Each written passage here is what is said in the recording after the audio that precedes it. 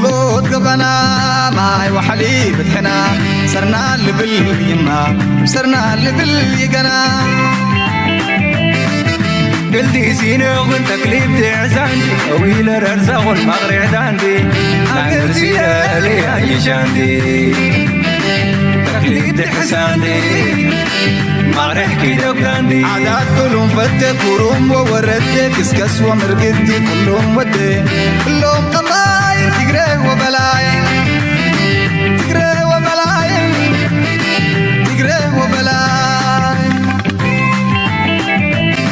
دليل برا برا قولي عوجة فرا الهدي بدا مرة والساررة كلهم قطاين تقري وبلاين تقري وبلاين تقري وبلاين تاريان كارامغا وينك الأمورة لا نرقولي تنوغن نزولة لا لي ولا يجعل دعنا سورة فتنوي نزولة جارغد على سورة اللي ولو تقليد تحسان اللي ولو ما ريحكي دوكشان لا لي ولا مولاي من فتنا لي ولا أتحب حابرنا اللي ولو تقليد تحسان اللي ولو ما ريحكي دوكشان لي ولا حونا وبوارنا لي ولا منتو فناتنا لا لي ولا لنا لا لي ولا لنا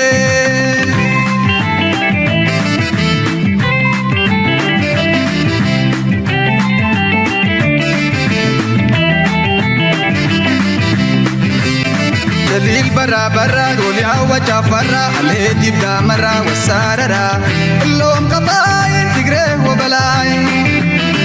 تقري وبلاين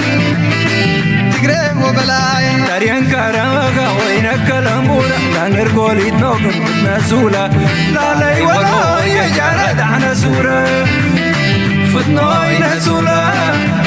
جارغد على سورة اللي ولو تقليد تحسان اللي ولو ما ريحكي دوكشان لا لي ولا مولاي من فتنا لي ولا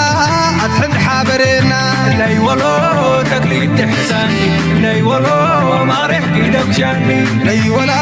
حونا وبوارنا لي ولا منتو فناتنا سلام تخطاتلتنا إز channel كما يتخونو تبوكو تكونو ناي وطرو تبنيتنان بحقنانيو لومون كم وطرو أقداسن واناون سفعين تنتانان زينان حيزنا لكم قريبنا لنا كساب مودة تامسانا كتونا بخبر نعدم لايك مقبار شير مقبار يتوغ من حسابكم بحنات من قد مقداف دمانا وطرو تاوعدنايو هلو مارستي أقداسن عم يقوني كخون دقوفكم اي فليو نابلنا قزي خي وسدنا بازك أداماي كفالكن جمرينا let's go. With Eritrea's independence sealed by a UN-supervised referendum, Ethiopia became the world's most populous landlocked nation in a single, brutal stroke. Over 1,000 kilometers of Red Sea coastline, vibrant ports like Assab and Massawa, stretching from Sudan's Ras Kassar to the southern shores, vanished like a mirage. The Red Sea, Ethiopia's pulsing artery to global trade, slammed shut like a rusted vault. This wasn't just a geographic amputation, it was a plunder of epic proportions. بزعبا ناصنتنا إيرترا بوغن إثيوبيا زمت زلويو دارجا أمعت ناصنتنا إيرترا إنها تملس زجبر زلو كلتك بكميمة أتعايزنا خنزارب منتان نبزين غطل access to sea. Not having access to sea is a great injustice. I think happened over 34-35 years ago. There are some things that need to be revisited. We're not going to revisit the sovereignty of Eritrea. Eritreans have their own sovereignty, and we respect that. And we would like to come up with, not just Eritreans, any neighbors, we respect their sovereignty, and we would like to come up with win-win solutions where they benefit and where we can have sea access, right? The fact that we don't have sea access due to a referendum that happened with, certain relationships between fighters, freedom fighters, 35 years ago, that worked together for a long time, have very close relationship, are not elected by people, do not represent the diversity of nations, nationalities, and people in Ethiopia, and at that time don't even have formal governments. It's just transitional governments. So those agreements ended up making Ethiopia a landlocked nation, and anybody who was common sense or actually a little bit of knowledge in international politics understands. For a nation to go from transit to landlocked, to lose access in such manner is just simply a major نريو زلنا زربا بحتر زبالة نابتي قدم أبيلنا كنريو سنحنا ناب ناتس نتنا إيرترا ندحريت تمليسو ملكة حطو زلو زعباينا نرزلنا إثيوبيا أفتق بحري زخسرتلو ويون كاب إيرترا نساتهم كزارب خلو إيرترا كابانا استوغنس أولتلو أفتق بحرنا إثيوبيا أدما نهي أشحات عامتات بلا بلا حيزاتو زخدت ناتبهله زقبر زلو دراما نتي علم لخاوي حقي نتي شارتر نا يونايتد نيشنز شارتر نا حبرة أفريقيا نقول حقي أب إثيوبيا تقميتو زل حبرة أفريقيا عند كابتي متكلات ناتو زخونة دما مجزاء تاو دوبات كحللو نعون تفريسنا هاجر تبهلا أفريقيا كتلو نايتغلنيا نزبل متكل أفريسون كمنا إيرترا نزور زخونة دوب زلو هاجر زيلا كنسا ملكة حتى يقبر له انتهي كسكيبلو أبتس عن سلستن مجمريا اتناس نت إيرترا كمتو خلو نساتو من هو حتى كلت يوم دك حبوتات سلو زخونو بحد خوينهم سريحهم يوم نتناس ندراما جرمو منجستو كان يركم منجستنا يركم نتي إثيوبيا زبال زكلاخل زنبره سلازي التسعري إيرترا دما ناس نتون بغلصمم سلاز الرقاقتيو نزا قداي زيا كي زهربو حيلنا إيرترا سلاتقلس كتكم لا يدلينيو جي بخاناي كالوت حيلة درا حيلتات أتيوم إيدوم هيبوم قال جيروم يوم إدنا وقعد تصومنا يبلو أبي أحمد ملزينا وانتاي في اللي قاله أبي أحمد بيناي ديمقراطية مرارس أي تمريسو كاب ملش شعوز نبره زي بس قاقر منقستن برن حزب إثيوبيا عزو كل منقستي نبرنان حاري نو لو مثل أبي أحمد كابتناي محجز نبره بحزب زيارة توكالنت كم زلو بيناي ملكعيو هو حد شعوب ناتسنت أبي إثيوبيا كما تخلونكو إيه ودك زب حلاق يمي متي بيني كون متي نيرو بس جزيرة أنا حيلا متي برابط جزيرة تنبع لون سكات نيرو وحيلونا ينبرو سلازي إتز زجبر وزلو سينما قط ني تيفي كونسومشن نتلفزيون نحبريتا نبروباغندا زتك أمولد أمبر إزز بلو وزلو نشتي كم نجار تزهلو نزي زربازي نقوم مشيتن بروباغندا كاب مقبار أكيبكا نبيت فردك كيدي زقبا بيت فرد انتهي كم بيوم سلوز فلت يوم نقص الديبيت انتليجنت ديبيت كان رينا معناته عبد channel لزي نز تاريخ زت فلت وسبات كتلو تقولهم فاين بحقوس معهم عند العامة نايز channel قد نقول زبيرترا تمساسال حبريتا كله مرداتا كله وين ندللنا علو كل دما أبزي channel بزح سبينا دوكومنت نقبر دلنا حارة معالتي نقرات كهايري كينازو وجزنا برمن مخانم المفلات ونقداسي of that video. قد من عبا زي سمعوه ሉዓላዊ ሀገር ናት። የባህር አክሰስ ካላገኘች ግን አገር መሆን አትችልም። በእነሱ ወገን ደግሞ መከበር አለበት። እሱ አብሮ ለመኖር ያለው ነገር ሰጥቶ መቀበል ነው። ይሄ ባህር የመጣው በገንዘብ ነው። ይሄ ባህር የመጣው በላንድ ስዋፕ ነው። በምንድን ንግግር ያስፈልጋል። በንግግር መሆን አለበት። እዛኻት ፕራይም ሚኒስተር ማለት ኢትዮጵያ ኣብ ደገ ባሕሪ ጎቢጣ ተደሒዛ ሉዓላዊት ሃገር ክትከውን ኣይትኽእልን እያ ዝብል ዘሎ أو بخمي ملك عيزي سبكر دوزخ إثيوبيا زي تجازت لولاوي تهجر يخاطب العلاقة أوكي كالو تهجرات دما لك كم كالو تهجرات لولاو النت هاللون سلزي نسخة لو مز تردأك حدش كبت حلم خاتب رابير كازمتك حسب أفدق بحرنا كالوت قبيتة تدحي زي لولاو كوناي كلني زبل سينما قلت كم زيلو دزارب زلو حجر كم زيلو برايم مينستر أبحبو أخي بازي كونه أبارلاما قريب دزارب زلو حبرة أفريقيا قالت كبلي خد صبيو but official statement يكون نزيم زلو what does that even mean هذا official نايت هاجر أبارلاما مزيز تزاربوسي official statement يكون الكعمي يركا كتقبلت ولا بوجنا يرتراكم عين سنة بقول اللي نسمع زلنا هنا زي لأن إيرتران مجمريا ترز بله ملس كتبهم سلز جمرت زفتر زلو ديبيت كرينا أبناء صوفيا تسمعهم قد محلافنا قد نزيا جمر كلكم نيشين اسمعها ياسكي. Sea was stolen on April 27, 1993, the day Eritrea gained independence. From a historical perspective, is that true? No, it is not true. To call Eritrea's independence the theft of Ethiopia's sea is historically dishonest. Eritrea was never simply Ethiopia's coastline. It was a distinct colony under Italy from the late 19th century, later occupied by Britain, and then federated with Ethiopia under UN resolution in 1952. When Ethiopia unilaterally annexed Eritrea in 1962, that act violated international agreements. So Eritrea's independence in 1993 was not theft. It was the restoration of sovereignty to a colonially defined entity. Ethiopia did not lose a coastline that was inherently its own. It lost control over territory it had forcefully absorbed. Exactly. زياتا كل جزء سب أسميرو كهزاز دلي أيرترا أبشن شاتم تنتس عن ثلاث الناس إنها تركب كلا يحري أبتس عن ثلاث تسعة حدا ناس إنها أو رقيبة بغلط ما بدقة بهزبة أبتس عن ثلاث عندما مثل رئيس السنة ناتا أبكدني تعذبتني على من UN الرجاجيز أمالتشو سلزت تناس إنها يرترا بحر ريفرندم يزقطر منياتوز بيرترا بوقعي بدمس إناتو سلز الرجزون نتيم معرف دم سلز عطون حجي نيرترا نت سرقنا يافدق بحرنا إثيوبيا يو زبلو حسوتن زخونه مبقس زي بلو مخانون معناته اتشعو ابشن تاتم تسان سلسن بريفرندم سرغاغسه داغماي سفرينيتي نيرترا كم بحدش ترغاغصلي نير معناته مجزاتاوي كاب مجزاتي زبقس تاريخنا هاجرات افريكا مودرن افريكا هاجرات بحالا كلها كاب مجزاتنا اوروبايان يجمر سلازي كاب شنشو مدام تسعان كساب 40 حدن شنشو 40 حدن من نير طليان نيرو سلازي ازي حدا نفسه زخاله ኤርትራ ናጽ ሃገር ወይ ኤርትራ ናጽነት ኩሉ ሉዓውነት ንኩሉ መንጸፍ ይዚ እቲ ቅድሚ 1650 ዝነበረ ካላርሲ ምክንያቱ ናይ ኤርትራ ታሪክ ብፍላይ ትገማግም ባሕሪ ካብ 1557 ክሳብ 1860ታት ወይ ውን 50ታት መን ነይሩ ትርኩ ዝበሃል ነይሩ ድሕሪኡ ግብፂ ነይሩ ስለዚ እቲ ኣብ ደገ ባሕር ናይ ኤርትራ ንሓደ 300-400 ዓመት ኢትዮጵያ መፅኦም ኣይፈልጡን እዮም ብጀካ እታ ድሕሪ ካብ 52 ክሳብ 91 ዝነበሩ ስውን ካብ 62 ኢና ንቆፅሮ ምክንያቱ ካብ 52 ክሳብ 62 ፌደሬሽን ስለ ዝነበረ ኤርትራ ሓውሲ ኣውቶኖመስ ነፍሳ ዝኻለት እያ ነይራ በዚ ኮይኑ በቲ ኢትዮጵያ did not lose a coastline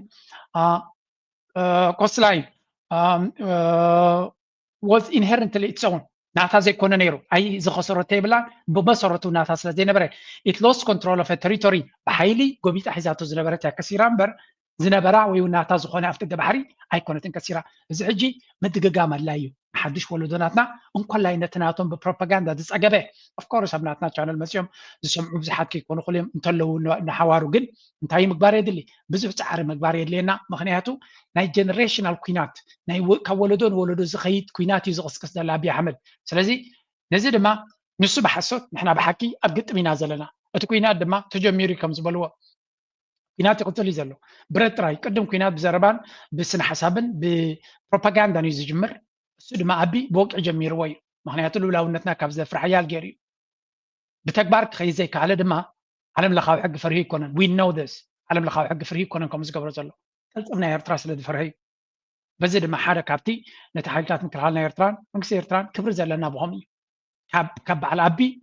እንተዝኸውን ነይሩ ዓቕሚ እንተዘይነበረና ነይሩ we're done ቀደም ጎቢጥና ማሃለዎ ቀደም ሒዙ ማሃለዎ ዝደልዮ ነገር ስለዚ እቲ ሓቂ ሒዝካ ሓይሊ እንተለካ የብዓለም ከም ኤርትራ እዚ ነገር እዚ ዘረባን ዲቤትን ዲስካሽንን ዘድልየካ ኣይኮነን ቢካዝ ሓይሊ እንተዘይብልካ ዮር ዳን እዚ ማሕበረሰብ ዓለም ንኤርትራ ከም ሃገራ ይርያን እዩ ከም ሃገራ ይርያን ንክብለኩም ከለዎ ንሕና ክንደሃስ ሸለል እዩ ዝብል እንታይ ዲኹም ፀንሄ ኣብይ ኣሕመድ ብተደጋጋሚ እዩ ንልኡላውነትና ዝቅስቅስ ንኩናት ዝዕድም ቋንቋን ፕሮፓጋንዳን ባዕሉን ብካድረታቱን ብሃገራዊ ቴሌቭዥናቱን ፈኒሉና ዘሎ ግን ሕብረት ኣፍሪካ ኣብኡ ከሎ ኣምሓርኛ ዝሰምዑ ምስሓትካ ቦ ዝኾነ ነገር ክግብረ መልሲ ወላ ነቲ ቴምፕሬቸር ነቲ ኣብ ዝኸዶ ዘሎ ዝግ ኣብሎ ክብልዎ ኣይተረኣዩን ኣይተሰምዑን ብድሕሪ መጋረጃ ሕሹቕ ክብልወሉ ከምኡ ኢልና ንግምትና ሕሹቕ ኢሎም ቀፅል ብልወሉኻ it's the same assumption ምክንያቱ ብወቅዒ እዝን ልውላውነታ ክኽበር ኣለዎ እዚ ዝግበር ዘሎ የስ ኣብ መዓልቲ ናፅነት ናይ ህዝቢ ኤርትራ እቲ ኣብ ቦምበር ናይቲ ሕብረት ኣፍሪካ ናፅነት ናይ ኤርትራን ታሪክ ናይ ኤርትራን ክብርታት ናይ ኤርትራን እቲ ኩሉ ነገር ዝለዓለ ክብሪ ከም ዝውሃቦ ተዛሪቡ ነይሩ እዩ ኢንዳይሬክትሊ ንዓቢ ተጠንቀቕ ዝዓይነቱ እዩ ነይሩ ግን ስቲል that's not enough indirect communication ኣይኮነን ዘድሊ ቀጥታዊ ኩናት ክጅምር ከም ዝኽእል ዝፍርሃሉ ዘሎ ኩነታት ከመይ ገይሮም ብቐጥታ ከጠንቅቕዎ ዘይክእሉ እዚ ካልእ ኣርእሲ እዩ ግን እዚ ከዓ ንሓና ነቶም ኤርትራውያን ሓድሽ ነገር ፍሉይ ነገር ኣይኮነን ነዚ ክምልስ ከለና ኣብ ዝሓለፈ ምናልባት እዚኣ ቅድሚ ሕጂ ኣምፅአልኩም ነይረ ምንታን ኣምባሳደር ሶፊያ ዝበለቶ ብቀረባ ይከታተልዎ ኣለዉ ፅቡቅ ጌራ ድማ ትሕምሞም ከም ዘላ ተዘራሪብና ነርና ብዛዕባ ኣብይ ኣሕመድ ዝገበሮ ኩነታት ክሳዕ ክንደይ ሓደገኛ ምዃኑ ፅሒፋ ነራ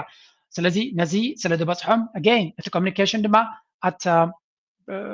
at intellectual level is ዝቕፅል ዘሎ ኤርትራ ፅቡቅ ጌራ ነቲ ናይ ኣቢ ብሽፋን ናይ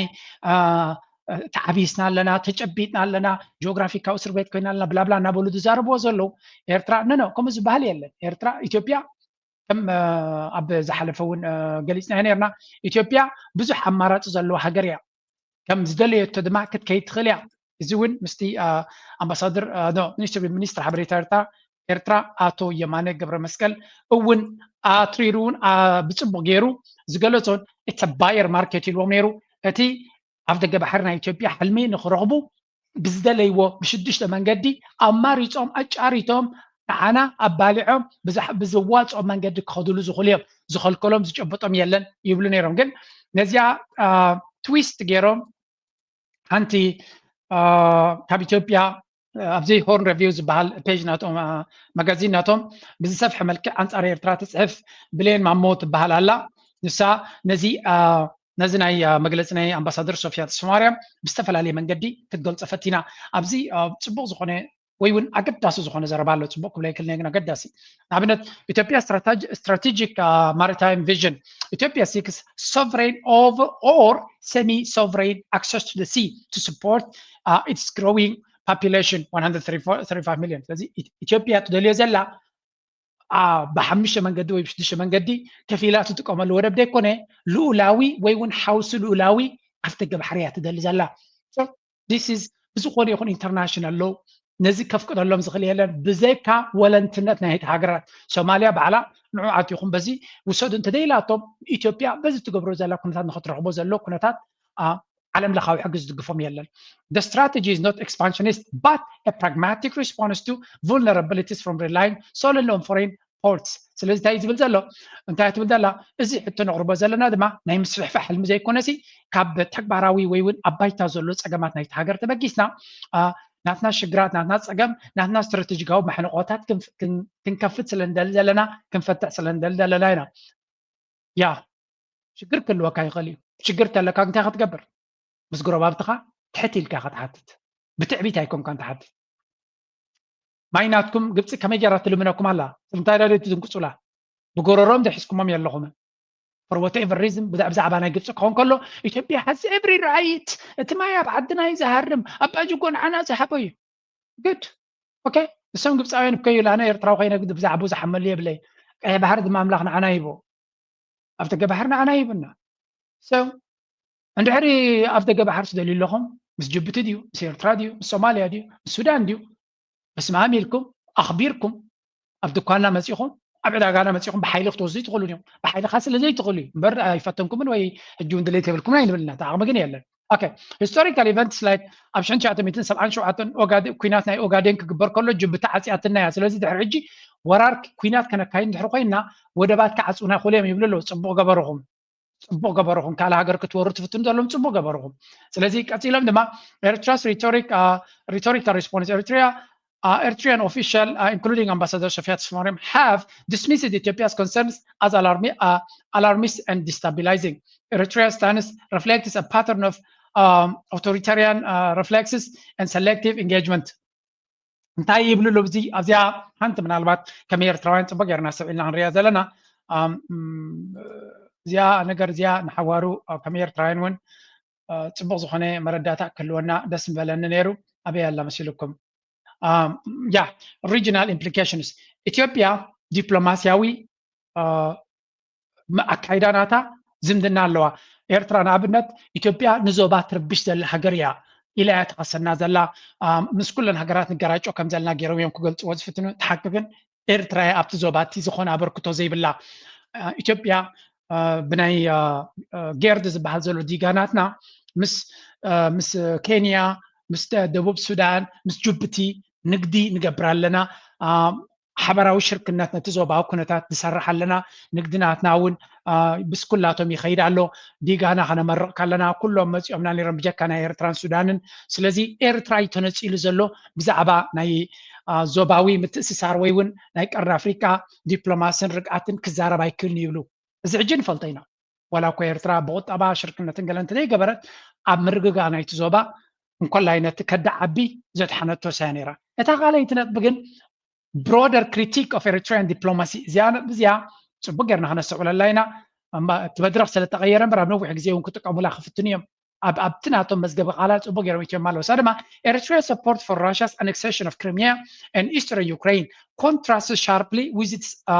alarm over Ethiopia's peaceful maritime ambition. The selective principle reveals inconsistencies in Eritrea's diplomatic posture. هايبل اللو بزمثيلكم ده ፅቡቅ ጌርና ንውሓታ መንግስቲ ኤርትራ ሓደ ካብቶም ሓሙሽተ ሃገራት ኩናት ናይ ራሽያን ዩክሬንን ኣብ ጎኒ ራሽያ ጠጠው ዝበለ ኣብቲ መጀመርያ ብዓለም ደረጃ ብዩኤን ደረጃ ራሽያ ወራሪት ሃገር ሉላዊ ሃገር ዩክሬን ዝጣሓሰት እያ ኣብ ትበሃለሉ ኤርትራ ግን ነቲ ሉላውነት ዝጣሓሰ ሃገር ምክንያቱ ናይ ሴኩሪቲ ፀገም ስለ ዘለዎ ናይ ሴኩሪቲ ብድሆ ስለ ዘለዎ ራሽያ ዝገበሮ ኤርትራ ትድግፈያ ፕሬዚደንት ሃገር ኤርትራ ድማ ኣብ ዝተፈላለየ መድረክ ክትድግፎ ርኢና ኢትዮጵያ ልክዕ ከም ናይ ራሽያ ናይ ሴኩሪቲ ፀገም ኣጋጢሞ ኣብ ትገብሮ ግን ሉላውነት ይድፈር ኣሎ ክብሉ ከለዉ ኤርትራ ጉዳይ ናይ ሉላውነት ዓጢጥዎም ኣይኮነን ንረብሖም ፖለቲካ መትከላዊ ዘይኮነሲ ኣማሪፆም ኣጀንዳ ናቶም መንግስቲ ኩነታቱ ዝቀያየር ኣጀንዳ ዘለዎም እዮም ንሕና ግን ኣብ ጉዳይ ናይ ዩክሬን ወላ ራሽያ መሻርክትና ከላ ንዩክሬን እናደጊፍና እዮም ዝብሉ ዘሎ እዚ ሕጂ እንታይ ማለት እዩ ክንወርር እንድሕር ኮይና ኤርትራ ደገፍ ክትረክብ የብላን ካብ ዩኤን እዚ ዓይነት እዩ ምክንያቱ ካልእ ናይ ሃገር ናይ ኣፍሪካ ክትውረር ከላ ሓንቲ ናይ ዩኤን ኣባል ሃገር ዝኾነት ዩክሬን ብሰራዊት ናይ ራሽያ ክግበጥ ከሎ ዩኤን ድማ ኣግሬሽን war of aggression ኢልዎ ነቲ ኩናት እዚ ድማ ራሽያ ወራሪት ሃገር እያ ዝበሃለሉ ንራሽያ ስለ ደገፈት ኤርትራ ብዛዕባ ሉላውነትን ግዛታዊ ሓድነትን ልዑል ሞራል ጌራ ክትዛረብ ኣይትኽእልና እዮም ዝብሉ ዘለዉ ኤርትራ ንዑ ዝደገፈትሉ ምክንያት እቲ ኩናት ኣብዚ ናይ ዩክሬን ኣይኮነን ጀሚሩ እያ ኢላ ምክንያቱ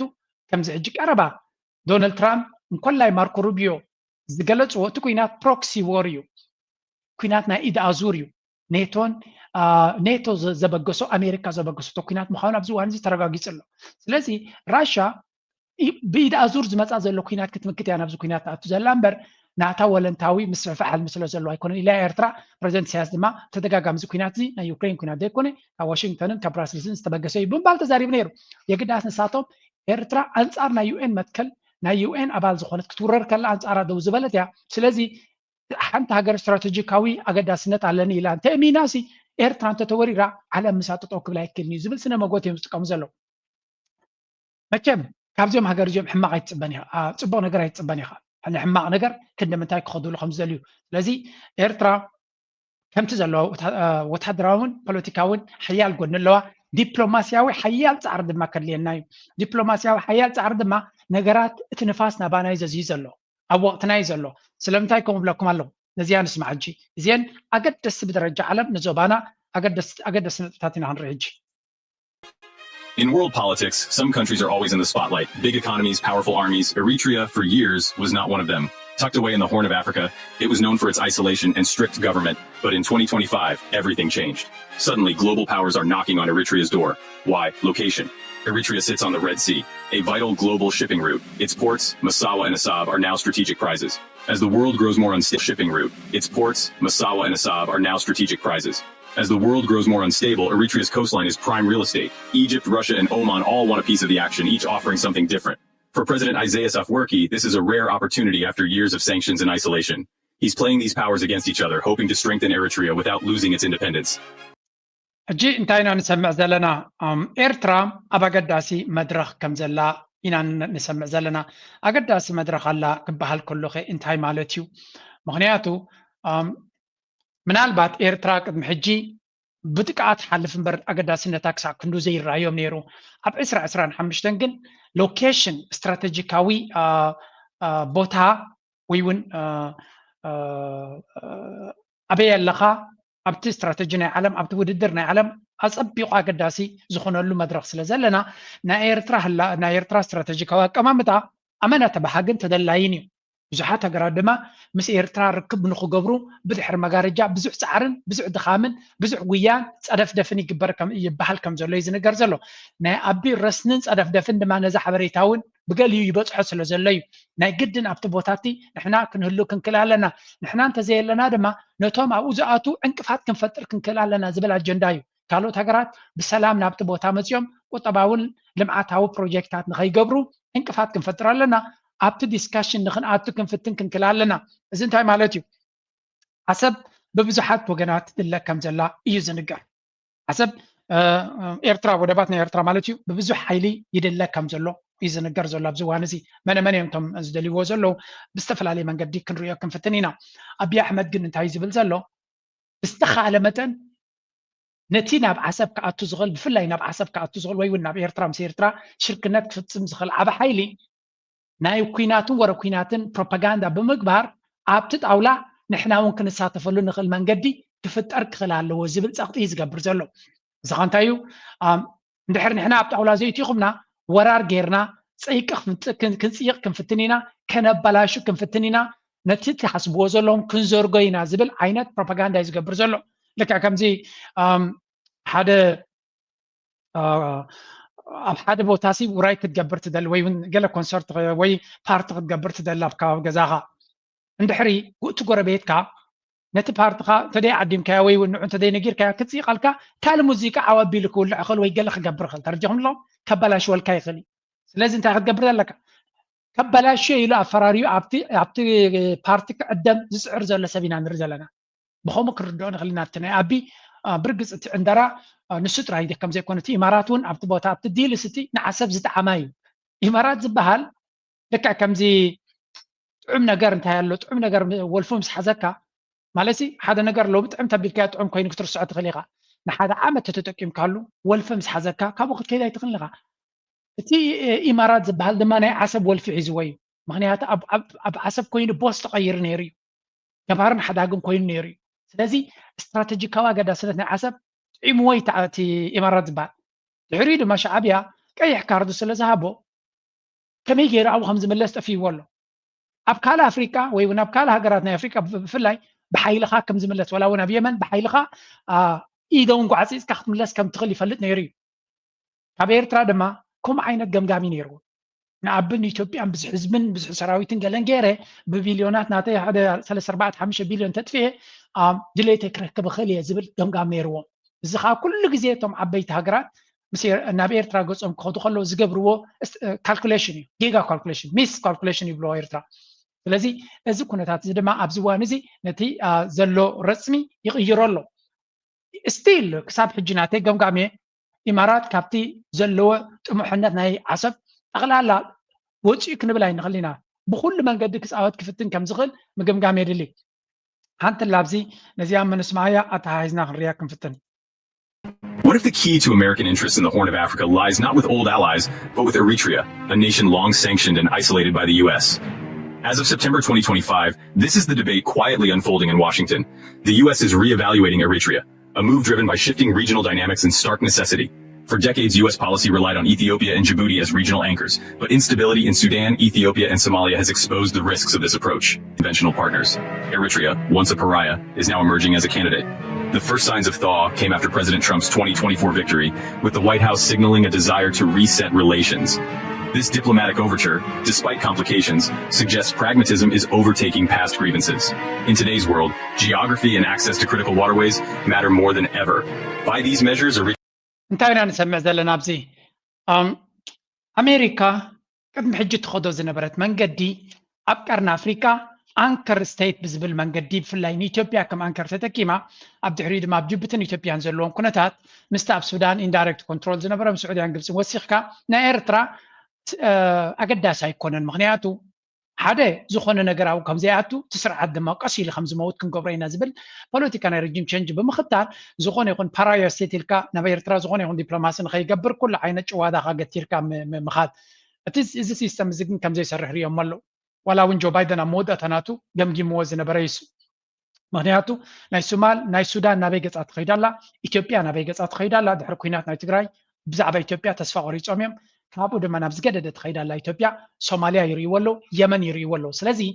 ኣብ ከባቢ ቀይሕ ባሕሪ ዘተኣማምን ሃገር የለን ኢትዮጵያ ብሕጂ ድሕሪ 10 ዓመት እዚ ሕጂ ዝፈልጦ ኢትዮጵያ ክቅፅል ዲያ ይቅፅልን ካልኩሌሽንስ ናቶም ብዙሕ እዩ ብመብዛሕትኡ ክኢላታት ክረአ ከሎ ኢትዮጵያ እንተቐፂላ ዝተኣምር ጥራይ ክኸውን ዝኽእል ብዙሓት ክኢላታት ሲሪየስሊ ከምኡ ዓይነት ካልኩሌሽን እዮም በፂሖም ዘሎ ነቲ ዘረባ ዓዊሎም ተተዛሪቦም እሞ ምንታይ ነቲ ዘሎ ስርዓት መሊሱ ንኸይንቆልቆል ጥራይ ስለዚ ሱዳን ከም ቀደማ ክትቅፅል ዲያ ይትቅፅልን this is another very very difficult question የመን ክትቅፅል ዲያ ይትቅፅልን nobody knows ኩሉ እቲ ኢንዲኬሽንስ ወይ ካት ምልክታት ንሪኦ ድማ ዘይከውን እዩ ዝመስል ዘሎ ስለዚ ኤርትራ ኣሜሪካ ከይፈተወት ምስ ኤርትራ ዘለዋ ዝምድና ዋላ ኢድን ጓንትን እንተደይኮነት ምስ ኤርትራ ዘለዋ ካልኩሌሽን ንክትቅይሮ እቲ ክውንነት ካብ ግዜ ናብ ግዜ ዝጠልባ ግዜያዊ ሕቶ ኮይንዎም ኣሎ ነዚ ኩነታት እዚ ንምትግባር ድማ እዚ ለንቀነ ጌሽ ዝነበረ ኣብዚ AAN ዝገበሮ ሪፖርት ከስምዕዎ الاستضافي وعلى المواكبة الدائمة للحقيقة لكل هيدي المبادرات يلي عم نقوم فيها بالنسبة لموضوع السودان مسعد بولس بعلت 17 ورحت شعت كلتشان عسران حامشتن قدامي مينستر أبي أحمد بالرخابو أبقصات يكس أبزحان صحابريتا تقيسو ركب بولس مستقدامي مينستر زقبرو ركب أب قديات ستغرنا أفريكا زدها بمبار تقليتو أبتي زتلا على قديات ستغرنا أفريكا تامونغ إثيوبيان قبصن كوات تصنح قداي قد بداسة تغندو خوينو أمونغ إرتران إثيوبيان أنصرالي زلو كينات كمون قداي سلام سودان زملكو تخا اتوم أبتا أجندا تلح اليوم بمحضر ترامب بدرجة عالم زراي قجتات مفتاح يسرح مهلاو أبز قلت زلو مدرخ درو مفتاح قجت رواندان ريبابليك كونغون عوز مدك قاوحد سنة تأموح عفدة قبحر زنقلو ناي كوينات كونتاتين هنركب عصب مسمر كيه بحري مصابو باب المندب تدوكينا تركب بمخانة استراتيجيو أقداسنتا أهقراو ملك زلويو سعوديا إمارات قبسن كمون أمريكان تشاينا روسيان كي ترفا عين زودو قلبوتايو كندزوغانا أبعاسب زول عكوينات بيرتران إثيوبيان تراي تحاتي رختر فيلكا محساب زكا لا يكونن كم علماو نقداوي نايمت حلالة في مسمر بحر متن زوبا قيح بحري أبزا حلفو وحدات عمتات زنقودم نوصتات أبقمت متاو أزيا قداسيو انكسغاساتن وتهدراو سقومتات عطق حيلي حساويان فتير واتسان حنزلون ناي زي من رقا خونتات أغليل كا زرو قداي كونن بزغانا نابتي لعلوي أمخاري بريزيدنت دونالد ترامب أب قداي أفريكا زغانا مسعد بولس مسال جزيرة زقبروك على محتات مسلم اللس زعبا كونتات كرنا أفريكان كينيون زغيزلو شقرا زملكات بوليسات منقص أمريكا قليتون رغبهم السودان بزملكات أبزهابو مبري منقص أمريكا بزعبا أبتها قراقاتي مزلو سباو قلولات قدامنتي بخمسره قليتو بتوساخي بسنك قدب الداسة أمونغو إثيوبيان قبطن سودان قاتي مزلو زي مكراو زملكات أبزهابو مبري التقوداي بهداتن بمرران كفتحكم زلو قليتو أبتي ناي كونغون رواندان زملكات قوداي كبرون كله نابركتو منقص قطر بفزقر لك خيل مصنوح دحر مقلات ناب قوداي إثيوبيان إيرتران سجيرو نتي أب صوماليا زقادن داخونا يمعبل على زبولو منقص قاسات على الشباب زملكات مبرف زابلو أبركتو منقص إثيوبيا أقداس أبركتو مشاركة أمريكا أبت كباب بالقليتوهم قتيلو بزعبا أبي إثيوبيا أبز تفرع لي كورنعتها قراقاتي مزولو شقرات مفتاح بوغن من محدار المريحنة قدام مينستر أبي أحمد زلنا سرحاتي كاد ملاو قليتو إثيوبيا يبل مسعد بولس حانت غابتن بمنصر بزهزبن كالو قدياتن أقدس زغان هاقرات يادحر مبالو إثيوبيا مشارختن بعال كيلان أمريكا بمخانة أب حسابات أمريكا بوتا زوابا مخانة قليتو بولس بزعبا أقداسنتن وسانتن شركنان كيلان إثيوبيا مسا أمريكا مستغسة مسا القبابيلو اسمراحت يرتران مرخابون بابنا روحويو بزغربا جيزة كندراخبن بوابيلنا خانة تزلو زي مقدوات مفتاح كندرخبولو تسفان قبريلو كبرات تغطات كمزان ريو زلناينا ديا تبوت ريبورت نيرا بالجزيرة بعرب استقبرت انترفيو نيرا مسبرحتنا يرتران خراخبون يتعار كمزلو يوزن الجرزلو بتمليسنا بتارس خلنا أمريكا نتيجة برا استراتيجي كواوي تحساس باب كرن أفريقيا داغما كالكوليت قبرهم زلان قداينا يرترا دما فتينكا بتناي كده من قد كقصليو إلكا زحسب كم زي كونه زواج عون كم زي كونه مغنياتو أمريكا ولا انتقصلت نيرترا كم نايك أدم جيرا كتحاترا كم زي تقل مغنياتو ንኣሜሪካ ኮንፍሮንት ዝገብርዋ ዝገጥምዋ ሓይልታት ተፈጢሮም ስለ ዘለዉ ሓደ ካብቲ ብድሕሪ መጋረጃ ይግበር ኣሎ እናተባህለ ዝዝረብ ዘሎ ድማ እዚ ዘረባ እዚዩ እሱ ከዓ ኣብ መንጎ ኣሜሪካ ዋላ ብቐጥታ ምስ መንግስቲ ኤርትራ ዲል ንክትገብር ይከብዳ እንተሎ ክከብዳ ዝኽእል እንትኾነ ዝከብዳ እኳ ኣይኮነን ግን ሓደ ሓደ ግዜ ንሳቶም ዝያዳ ብመንገዲ ካልኦት ናቶም መሻርክቲ ናቶም ተኣዘዝቲ ብዝኾኑ መንገዲ እውን ይሰርሑ እዮም ኣሜሪካ ብዙሕ ግዜ እዮም ከምኡ ዝገብሩ ስለዚ turning point Eritrea has positioned itself as a regional player according to reliable sources Italy and Saudi Arabia are tussling to seal a deal of port development in Massawa and Assab. If this deal is done, Assab will be a regional hub that will attract logistical outlets throughout the world. ስለዚ ሳይሞን ሓጎስ ተወርዋሪ ፖስት ዝገበሮ እዚ ሕጂ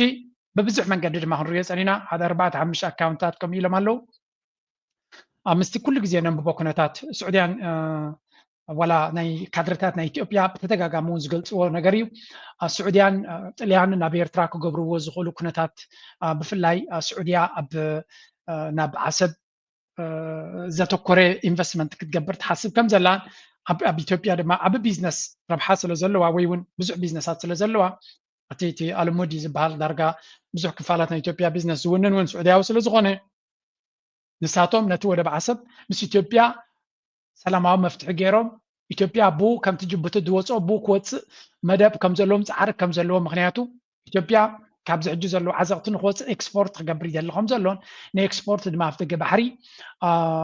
ግድን ክጥቀም ስለ ዝኾነ እቲ ሃገር ድማ ድሕሪ ስዑድያ ብዙሕ ነገር ካብኦም ዝገዝእ ኮይኑ ዲክቴት ክገብር ክእዝዝ ዓቕሚ ስለ ዘለዎ ኣብኡ ነዚ ጉዳይ እዚ ይዝረበሉ ከም ዘሎ እዩ ዝንገር ከምኡውን ጥልያን እዚ ሕጂ እዚ ዘረባ እዚ ሓድሽ ኣይኮነን ኣብ 2018 ኤውሮጳዊ ሕብረትን ኢማራትን ብሓደ ኮይኖም ወደብ ዓሰብ ንግዲ መስመር ናይ ንግዲ ኢማራት ድማ ብድሕሪ መጋረጃ ኮይኑ ኢማራት ድማ ነቲ ጉዳይ ብሓደ ተሰሪሑ ዓበይ ፕላን ተገይሩ ናብ ባይታ ክመፅእ ኣብዚ ዝስራሓሉ ዝነበረ እዩ ኣብይ ኣሕመድን ኢማራትን ካልእ ፕላን ቀይሮም ማለት እዩ ብሓይልን ተወሰድ ናይ ሓይሽ ዝሓይሽ ስለዚ ጥልያን ተኣትዎ ዘላ ቅድሚ ሕጂ ኤውሮጳዊ ሕብረት ፈቲንዎ ዝነበረ እዩ ኤውሮጳዊ ሕብረት ድማ ኣብ ጅቡቲ ተጎራቢቲ ዘሎ እምበር ቦታ የብሉን ስለዚ ብመንገዲ ጥልያን ገይሩ ኣብ ስትራቴጂካዊ ቦታ ነፍሱ ዝኻኣለ استراتيجيكاዊ ምንቅስቃሳት ክገብር ይሓስብ ስለ ዘሎ ብመንገዲ ጥልያን ገይሩ ኣብ ዓሰብ ናቱ ቦታ ክሕዝ እንድሕር ክኢሉ ንዓታቶም ኣዝዩ ኣገዳሲ ክኸውን ከም ዝኽእል ርዱ እዩ ስለዚ እቲ ዘለናዮ ኩነታት ኣይሆፕ ኤርትራ ድማ ነቲ ኢንጌጅመንት ትደፍኣሉ ክትህሉ ኣይሆፕ መንግስቲ ኤርትራ ነዚ ኩነታት ነዚ ዕድላት ተፈጢሩ ዘሎ ክምዝምዞ ንደሊ ማለት መንግስቲ ኤርትራ ብዙሓት ኪላታት ከም ዝብልዎ ኣዝዩ ጥንቁቕን ንኩሉ ነገር ብዓይኒ ጥርጠራ ዝጥምት ምዃኑን ሰስፒሽስ ምዃኑ እዮም ዝገልፁ መንግስቲ ኤርትራ ነገራት ብዓይኒ ጥርጠራ ዝጥምት እዩ ግን ኣት ሳም ፖይንት ድማ ኣብ ዓለም ውድድር ምዃንና ምፍላጥ የድሊ ምክንያቱ ኤግዛክትሊ ንሕና ንደልዮ ጥራይ ዓይነት ሪሌሽንሽፕ ክንረክባ ይንኽእል ኢና ንገለገለ ነገራት ናትና ካልኩሌሽንስ እናወሰኽና I really hope something to come out of this እዚ መድረክ ሕጂ ዘለናዮ ኤርትራ ገለ ውፅኢት ሒዛ ክትመፀልና ናይ ብሓቂ ተስፋ ኣለና ኣነ ስለምንታይ ከም ዝብል ዘለኹ ኣነ ሓደ ዓሰብ ኢኮኖሚክ ኮንትሪቢሽን ናይ ኤርትራ ትሑት እዩ ዘሎ ክሳብ ሕጂ ኣዝዩ ኣገዳሲ ወደብ ክነሱ ኣብቲ ቁጠባ ናይ ኤርትራ ዘለዎ ኣበርክቶ ትሑት እዩ ሕጂ ዋላ እኳ ፐርፌክት ዝኾነ ሪሌሽንሽፕ ፐርፌክት ከምቲ ንሕና ንደልዮ ዓይነት ሽርክነት ከይንረክብ ንኽእል ኢና ምክንያቱ they know ኤርትራ ፀገማት ከም ዘለዋን ብዓለም ደረጃ ሽግር ከም ዘለዋን ገለ ስለ ዝርዩ ክምዝምዙካ ክፍትኑ እዮም ስለዚ ፕሬዚደንት ሲያሲ ወርቅናትና ብዓይኒ ሓመድ ንክንሰዶ ፈቲና ኣይኮናን ኢሉ ኤግዛክትሊ ሓደ ግዜ ትደልዮ ኩሉ ይትረክብን ኢኻ እንታይ ዳ ኣብዚ ግዜ እዚ ዘዋፅኣካ ምስ ግዜ ግን ፖዚሽን ናትካ ኩነታት ናትካ ናተቀየረ ምስ ከደ ነቲ ሪሌሽንሽፕ ካልኣይ ግዜ ኔጎሽት ክገብረሉ ትኽእል መድረካት ትፈጥረሉ ኣሚን ነዚ ንመንግስቲ ኤርትራ ክንነግሮ ይንኽእል ኢና they are living to this but at least ነዚ ሕጂ ዘለዎ ኩነታት ዓሰብ ይኹን ወደባት ናይ ኤርትራ ምስ ካልኦት ነገራት ዲል ዝተገይሩ ምክንያቱ ሃገራት ዲል ክገብራ ከለዋ ናብ ስዑድያ ጥልያ ምስ ኤርትራ ዲል ክገብር ከሎ ውግን ዕግርግርን ክህሉ እቲ ቦታ ይደልዩን እዮም ስለዚ ነቲ ኩናትን ዕግርግርን ብፍላይ ንኢትዮጵያ ጥጥዑ ንኸብልዎ ዓቕሚ ኣለዎም እዩ ጣውጡ ንክገብሩ ይኽእሉ እዮም that's why እቲ ንግዲ እንተተገይሩ ንኤርትራ እኮ ዝሓስየና ዘሎ ነቲ ወደባትና ዝጥቀመሉ ኣካል ስለዘየለ ዝከላኸለልካ ተገዲሱ ክከላኸለልካ ዘለ ሓይሊ የለን ንኣብነት እንታይ ብለኩም ነይረ ኣብ ዝሓለፈ ቪድዮታት ኣሜሪካ እቲ ኢትዮጵያን ኤርላይንስ ኣመና ዘገድሶም ቢዝነስ እዩ معاد مخصب يزلون كامباينتات أمريكا سلازي إثيوبيان إيرلاينز كقصة لا يقدر يوزليو ولا نابنت إيرترا كل عيران تخلي كلا تون إيرترا سأقام فترة لا يخلي مهنياتو إثيوبيان إيرلاينز كخصب دلوي مهنيات كابت مخصبو ربحت سلزغونو تنفرتي استخف لا يكون إثيوبيان إيرلاينز مخصب تجاري نتمر نتي دا كريديت نايتي نفرتك خفلو زلو مينتين عن السيرفيسز كلام لا بزح توصل زلون كوربوريشنز في أمريكا انتين مالتي إيرترا نتنعتات سقاتاتنا بيزنس جس أمس كيرتو ربحها كاوز ربح أكلات أبي إيرترا زورت سقمنا عتاتهم وسقمهم كين يخصم عمي خلي مبزحتنا نردونا جريزي إيرترا ودما وربات لنا بحر لنا كنبل كلنا حزب إيرترا كتقاملوك ربحلون زخلولوك درجان مدرخن كمت يتبيزلو 3-4 عام تتبيلو سو أبزوان زي أبكرنا أفريقيا زحشة ناي سلام كنا تازلنا نحنا زحشة not even close أنا زغربوني يلا إثيوبيا كو دارجا بعين ناي كانوا تجرات تزغون إيرترا كم إثيوبيا تزغطرو إيرترا فريسام تبعلت نير زي أبي إثيوبيا زلوا كنا تات أبي إيرترا تزغون نيرو إيرترا زموتة تجرين بلوانير إثيوبيا أجرب حصلوا زلهم كيت موصل زلي ويم الله تكساقس الله كونفرنس قبل لنا بقولنا أبي مساج قبروا لي زلوا تلازي إيرترا نتزلوا جيوبوليتيكا وحيلي وتحضر وعامي زلوا بقطة بحيلي اندحري أدم في عتو حجراتنا إيرترا مورك نبي إيرترا نغمسو إيرترا زخونا نجر نخيمة أن نخد كلا غلولا قديتا كلهم يربحات لو زلهم سبع جيجن ربحانا وتندروس لو زخوني ولا تشاينا وانتقونا بإيرترا تربح زلا عبنا قراي تريليون تشاينا is a huge country تريليونات كنت بزلوا أساس كبيرترا تربح زلا ربحها يقد سايو مخنيات تشاينا لو مخمزين لو تبح غير خلي زبل الناس لو زلهم بر إذا حجز له نيرترا إلى قال كنت واقعنا يتغلني ولا قوات زكالة تقبرت الله انتهينا مالتي يعني نوس سولدو نشركنا دلونات كلونا له أنا دما كل جزء يرترا تغكلنيا شركنا بزقلت أفهم قد كت قبروا اللي تغل مدرخة تفتيروا ناتي يسرحكم يو نتوم نخوم الصرح زلوا دما أجوهم أعقسونا زبيرترا يسبيكم يزلوا كملي دالي تقبروا زلهم سرحكم يتقبروا يتفاكم نيجن إحنا هذا ما كم حزبي تسميتات لنا قال نجار كن رغبلو حزبنا تابع إيرترا كرتت زبل زلو كرب حلو حسب بعض إن زتو أتاوين حزب إيرترا قبلوا تخبروا لي بتعب جنبارات كوفي لي زلو ولا بجنبار كوف تبله دموز بربعة حمش أسفك وسخ درابيتو تصبح يوت نخنبرو دوكو تصبح نخربو كوميتنا نحلمي نزيد ما جنزب ترخيب كامبر إيرترا خبيهم سياخد قبر لهم أبزي عجي نزي كونتات أمريكا ونبي إيرترا دنجاس أدي كونتات يغير الله خمزلو كان رقم في التنين. New tonight, Poland and NATO scrambling military jets as Russia launches a massive assault on Ukraine from the air. The Russian strikes hit several locations across Ukraine, including close to Poland's border. Just a day earlier, NATO intercepted 3 Russian fighter jets that flew into Estonia's airspace for 12 minutes. That's according to that country's foreign ministry. Let's get some analysis now from CNN senior military analyst and former NATO Supreme Allied Commander Admiral James Stavridis. He's also a partner at the investment firm, the Carlyle Group. Admiral, always great to see you. The Estonian Prime Minister says his country has requested NATO Article 4 consultations after he described this violation as totally unacceptable. We'd seen in Article 4 just... انتهينا نريد لنا راشا بيوكرين تقبرو زلا كوينات بزبرت عمل كعب زغصلو لزلو اتي راشا يوكرين زبل زنبر ناب راشا نيتو قصو نغير بزح شبد بد نركم زلنا بزح جنريو زلنا ملكع تقصيلو دما زي ترف مخانينا نريد لنا سلازي امونغو يوكرين راشان زخيز زنبر كونتات اسبقس ناب مسنيتو كغير دروتين حجرات أقدمها بلا بولندا جدما إستونيا ناي نيتو كونسلتيشن استجمر كم زلا نيتو نتكونتات تقبلوا ورشا متكعتا بلا الحجر ناي نيتو فتي ما ندحريلو دم دحريو تناب كالي كالكوليشن اسكايد مالتيو بزو خينو إذا كونتات زقل نتي أب يوكرين زكايزلو كونتاتون كابكو تصر وصاي خيد مهلاوي زنقرزلو أبزي أكلتا كتاحزلكم.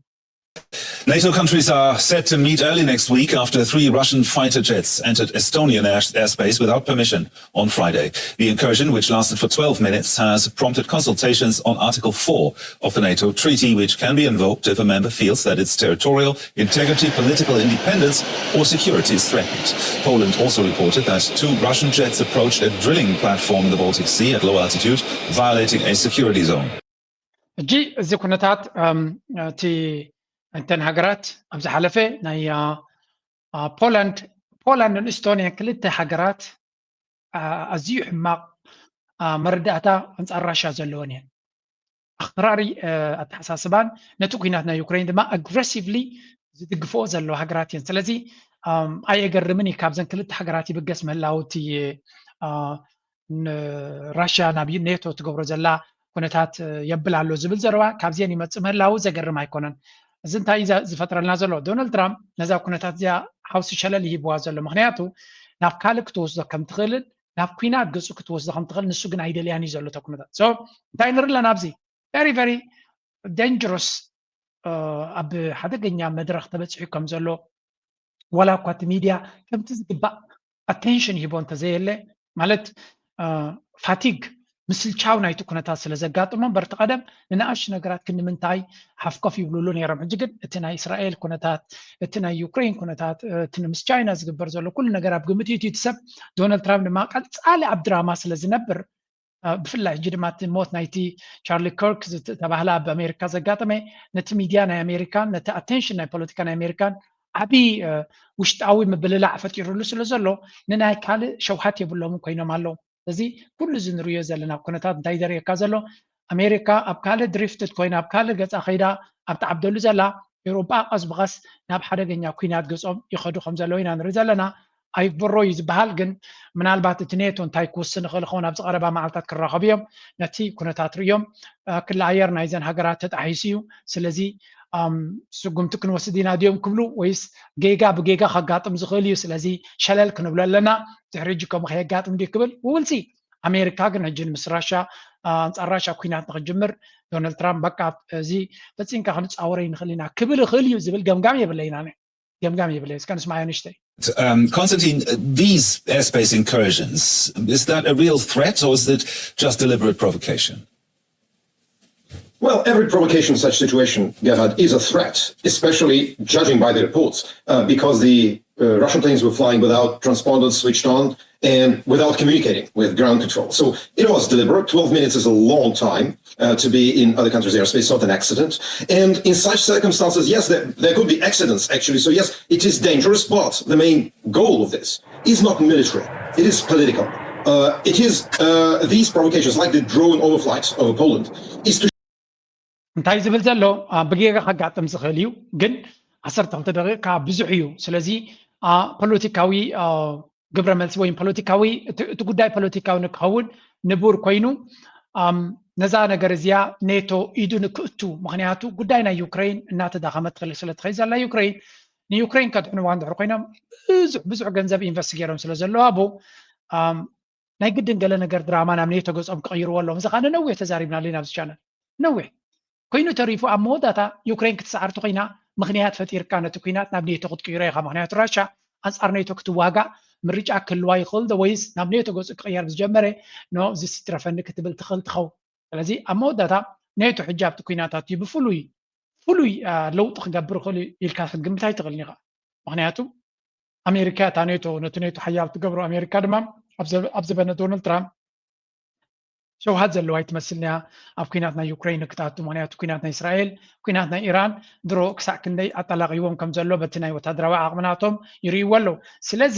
ምስቲ ኩሉ ዝኸድዎ ዘሎ ኩነታት ዶናልድ ትራምፕ ኣብ ኩናታት እዩ ክረብሕ ዝኽእልካ ስለዘይኮነ ንግዚኡ ህርም ኣቢሉ ዳ ክድቅስ እምበር ዓበ ኩናት ኣዊጁ ካብቲ ኩናት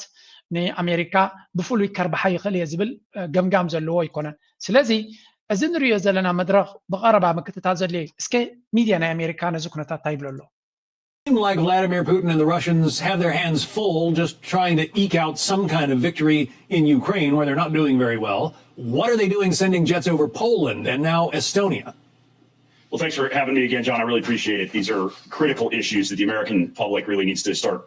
understanding just how hot the conflict is becoming with our European allies. And I'll start by saying that these are not isolated incidents and they are not accidents. In my assessment, these are very deliberate efforts by President Putin and the Russian military to see how far they can go into. እዚ ድማ እቲ ፎክስ ኒውስ እዩ ኦፍኮርስ ፎክስ ማለት ምስቲ ናይ ኩናት ከበሮ ዝሓርም መደበር እዩ ስለዚ ኣብ ኩናት ዝረብሕ እዩ ነቶም ናይ ኩናት ሰብ ረብሓ ድማ ዘገድሶ እዩ ስለዚ እንታይ ዝብል ዘሎ እዚ ደይ መደይ ኢሉ ዝገብሮ ዘሎ እዩ ፑቲን ክንምንታይ ሸውሃት ኣለዎም ንኽዋግኡኒ ክንምንታይ ድልውነት ኣለዎም ምሳይ ንኽገጥሙ ንዝብል ክፍትነና ደልዩ ዝገብሮ ዘሎ እዩ ዝብል ዘሎ ስለዚ ብወገን ናይ ናይ ፎክስ ኒውስ ولا እኳ ዶናልድ ትራምፕ ኣብ ዝቐረበ ኣብ ዝመፅኡ ነቲ ናይ ኩናት ኣንፈት ከም ዘይብሉ እንተገለጸሎም ግን እቲ ፎክስ ሚድያ ተደጋጋሚ ነዚ ከይከታተሎ ኸውን ዶናልድ ትራምፕ ዝበሃል ምክንያቱ እቲ ዝከታተሎ ሚድያ ንሱ ስለ ዝኾነ ነዚ ኩነታት ኣብ ኩናት ናይ ዩክሬን ኣሜሪካ ሞር ተሳትፎ ንክህልዋ ብዙሕ ግዜ የምፀቕትን ጎስጓስን ዝገብርቶም ፎክስ ሚድያ ከም ንሪኦ ዘለና ድማ ያ እዚ ኩነታት ብቐሊሉ ክስገር ዝኽእል ኣይመስልኒ ዘሎ እንተቲ ኣብ ባይታ ዝግበር ዘሎ ኩናት ርሽተሪና ክንሓልፍ set up NATO's response to these continuing incursions, and it should. Look, Putin is doing three things. He's trying to test the air defenses tactically, see how capable NATO is of responding. Number two, he's trying to get NATO to say, well, maybe we shouldn't send all that air defense equipment to Ukraine because we got Russia banging on our door. And thirdly, he's trying to create some divisions in the alliance as nations will have different reactions and different levels of bonding. Number two. So دايم زبلو زلو بوتين دايما داي لزقبرو زلو يو تا استونيا تبهل عليها دلات كمبو لاتفيا لتوينيا زبهل على دحري راشا لمونغو ابتدي ما بولند لو سلازي تكونتات يوكرين خان ريال لنا مالتي سلازي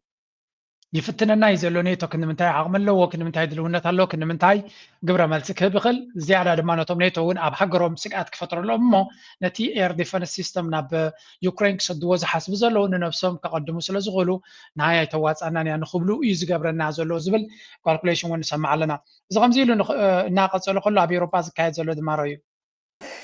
Well, joining me now is aviation and travel expert Paul Charles. Good morning to you, Paul. How common is this sort of vulnerability of third-party systems like this? This is not common at all. Collins Aerospace, who have been affected by this cyber attack, is one of the biggest aviation and defense companies in the world, employing over 80,000 people. And it's deeply worrying that a company of that stature, who normally have such resilient systems in place, have been affected. This is a very clever cyber attack indeed, because it's affected a number of airlines and airports at the same time. Not سنتاي زبل زلو انتي هذا برتع زخونه سايبر اتاك ناي انترنت ناي سيستم اتاك بمقبار ايربورت تبع الانجليز هثرو دبالكم دما اب جيرمن اكالو تغرات اوروبا براسلس نتي غعزو ناي توريستس ويكا غعزو ناي ايربورتات تطوابيلو منيرم اتز تغبر مدقعت دما ناي بحقي حدغنيا مدقعتي مغنياتو زي كولينس اير سبيس بهال كامباني حدا كابتي حيال كامباني او تحضروا عقمنا اوروبا ناي امريكان عبو غدا زلون نبزحات هغرات كم دما ابتي وشت ناي ايرلاينس سيستم ناي ايربورت سيستمات عبي صلوا زلو كامبانيو نزيد اكل اتاك غبرولن تخيلهم كندمنتاي سوفيستيكيتد زخونت مدقعت كم زخونه يوزنا غرزلو زغا حدا كابتي من كم زغبر برغص اي تقسون يم جن اتيز تايزلو وددر اب كل درجايو سايبر اتاكس حدا كابتي زعبي عودنا كويناتيو غاده صلايخه كل جينا سيستم ناتو كم دي يسرح كتقبر خد كل هلكا بفلاي ابز مودرن وورفير زبال ازي سايبر اتاكس اكلنا جنبار حدا لك كم زناي كبيت برت بريجيد وي ون كفلسرايز لك كم زناي سايبر اتاك دما نفسه زخاله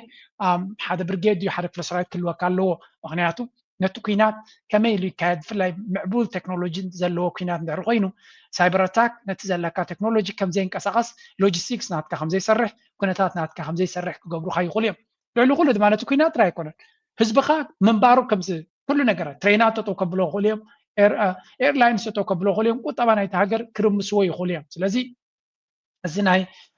سايبر سيكيورتي كبو ناي سايبر ريليتد كونتات كاب غزي ناب غزي انا كبده انا برتعز مص زله جنباريو هاجرات دما ገጅፍ ሓይሊ ባራሻ ገጅፍ ሓይሊ ከም ዘለውን ቻይና ገጅፍ ሓይሊ እንኮላይ ሰሜን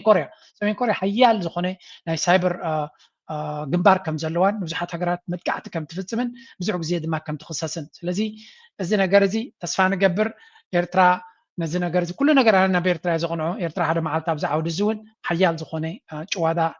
ክትግትር ሓደ መዓልቲ ተስፋ ንገብር ካብኡ እናቐፀልና እቲ ኩነታት ናብ ማእከላይ ምብራቕ ንኸይድ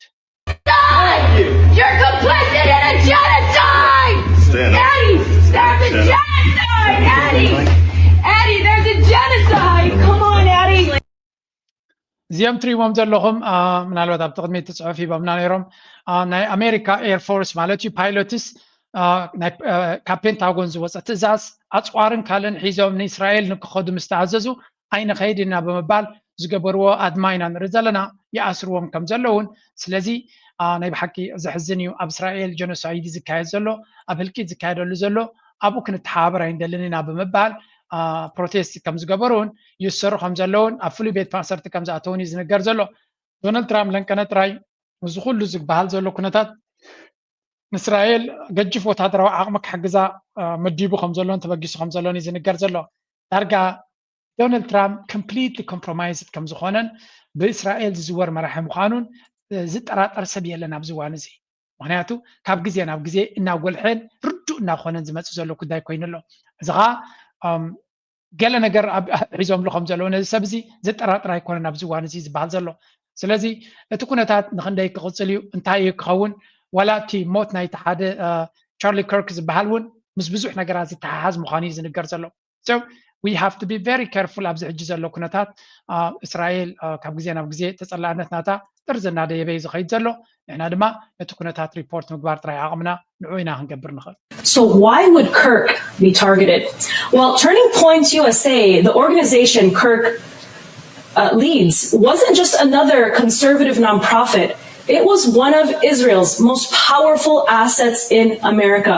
It shaped millions of young conservatives into loyal Christian Zionists. Without it, Israel's U.S. lifeline would completely collapse. Now, according to the Gray Zone, pro-Israel billionaires tried to buy off Turning Points with a $150 million. እንታይም ዝብሉ ዘለዎ እዚ ቻርሊ ከርክ ዝበሃል ኣማውታናቱ ብዙሕ ምስ ናይ እስራኤል ርክብ ከም ዘለዎ ዝኸስስ ኮንተንት ካብ ግዜ ናብ ግዜ ይውሕዝ ከም ዘለዎን ካብ ዜሮ ተበጊሱ ከም ዘይተቐትለን እቲ ዝቀተሎ ዝበሃል ዘሎ ድማ ገለስ ምስ እስራኤል ርክብ ኣለዎ ዝብል ክስን ጠቐነድ ይቕፅል ከም ዘለዎን ምክንያቱ እቲ ንሱ ዝመርሖ ዝነበረ ተርኒንግ ፖይንት ዩኤስ ዝብል ሓደ ካብቲ ንመንእሰያት ኮንሰርቫቲቭስ ብምግባር ኣብ ጎኒ እስራኤል ከም ዝስለፉን እስራኤል ከም ዝድግፉ ዝገብር ዝነበረን ንሱ ንባዕሉ መርገፂ ክቕይር ስለ ዝደለየ ክሳብ 150 ሚሊዮን ኢንቨስት ገይሮም ናቡ መሊሶም ክሕይልዎ ይደልዩ ነይሮም ንሱ ግን ከኣብን ካብኣቶም ክሃድም ስለ ዝፈተነን እዚ ፕላትፎርም እዚ ሒዙ ኣንጻሮም ንክኸይድ ድማ ዓብይ ዕንወት ኮይኑ ስለ ዝስምዖም ምክንያት ከም ዝነበሮም ንክቐትልዎ ግን ብቐጥታ እንተቐቲሎም ክፍለጡ ስለ ዝኽእሉ ብካልእ መንገዲ ከም ዝተገበረን እቲ ዝቐተሎ በይኑ ናይ ብሕቱ ውሳነን በይኑ ዝገበሮ ከም ዘይኮነን እዩ ዝንገር ዘሎ እዚ ቀፃሊ እናቕረብኩልኩም ክኸይደ ምክንያቱ ኮምፕሊኬትድ ቶፒክ ስለ ዝኾነ ንስገር Now uniting, demanding a new world order that is more just. Listen to Brazilian expert Marco Fernandes explains how the US dollar is a weapon of mass destruction to developing countries. A real weapon of mass destruction is the dollar. Look what US is able to do with countries that don't agree with them or try to challenge their domination. Look at what they did with Venezuela, with Cuba first. 6 years ago, from 60 years, Cuba leads in a huge embargo. People are like, don't have access to food or medicine. President Alberto Fernandez from Argentina, he said, እንታይ ዝብል ዘሎ ዶላር ማለት ካብቲ ኣቶሚካዊ ቦምብ ወይ ከዓ ኒውክለር ኣፅዋር ዝበሃል ዘሎ ፈሊኻ ዝርአ ኣይኮነን ናይ ብሓቂ ሓደገኛ ኣፅዋር ምዃኑ እቲ ዶላር ዝበሃልን እቲ ፋይናንሻል ኣርኪቴክቸር ኣሜሪካ ትመርሖ ዘላን ስለዚ በፅዋር ወይ ከዓ ብውግእ ጥራይ ኣይኮነትን ኣሜሪካ ትድምስሰካ ብፍላይ እቲ እገዳ ኣብ ልዕሊ ኩባ ከምኡውን ኣብ ቬኔዙዌላ ዝገበርዎ ከም ጄኖሳይድ ክቁፀር ይኽእል እዩ ምክንያቱ ሃገራት እተን ሃገራት ንህዝበን ናይ ሕክምና ቴክኖሎጂ ንሽግራተን ንክፈትሓ ዝኾነ ነገር ከም ዘይገብራ ብምግባር ኣብ ሕሱም ድኽነትን ሽግርን ከም ዝነብራ ዝገበርዎን እዮም ስለዚ ምስ ኣሜሪካ ዘለና ዝምድና ክዕረ ኣለዎ ክንብል ከለና ካብ ኣሜሪካ ደገፍ ስለ ዘለና ስለ ዘይኮነሲ ኣሜሪካ እንተተባይስካ ክሳዕ ክንደይ ሂወትካ ከቢድ ክገብሮ ከም ዝኽእል ምንጋር ዘድልየና ኣይኮነን ግን ደጋጊመ ሰብ ክኣምነሉ ዝኽእል ነጥብታት ከነምፅእ ክንፍትን ኢና እስከ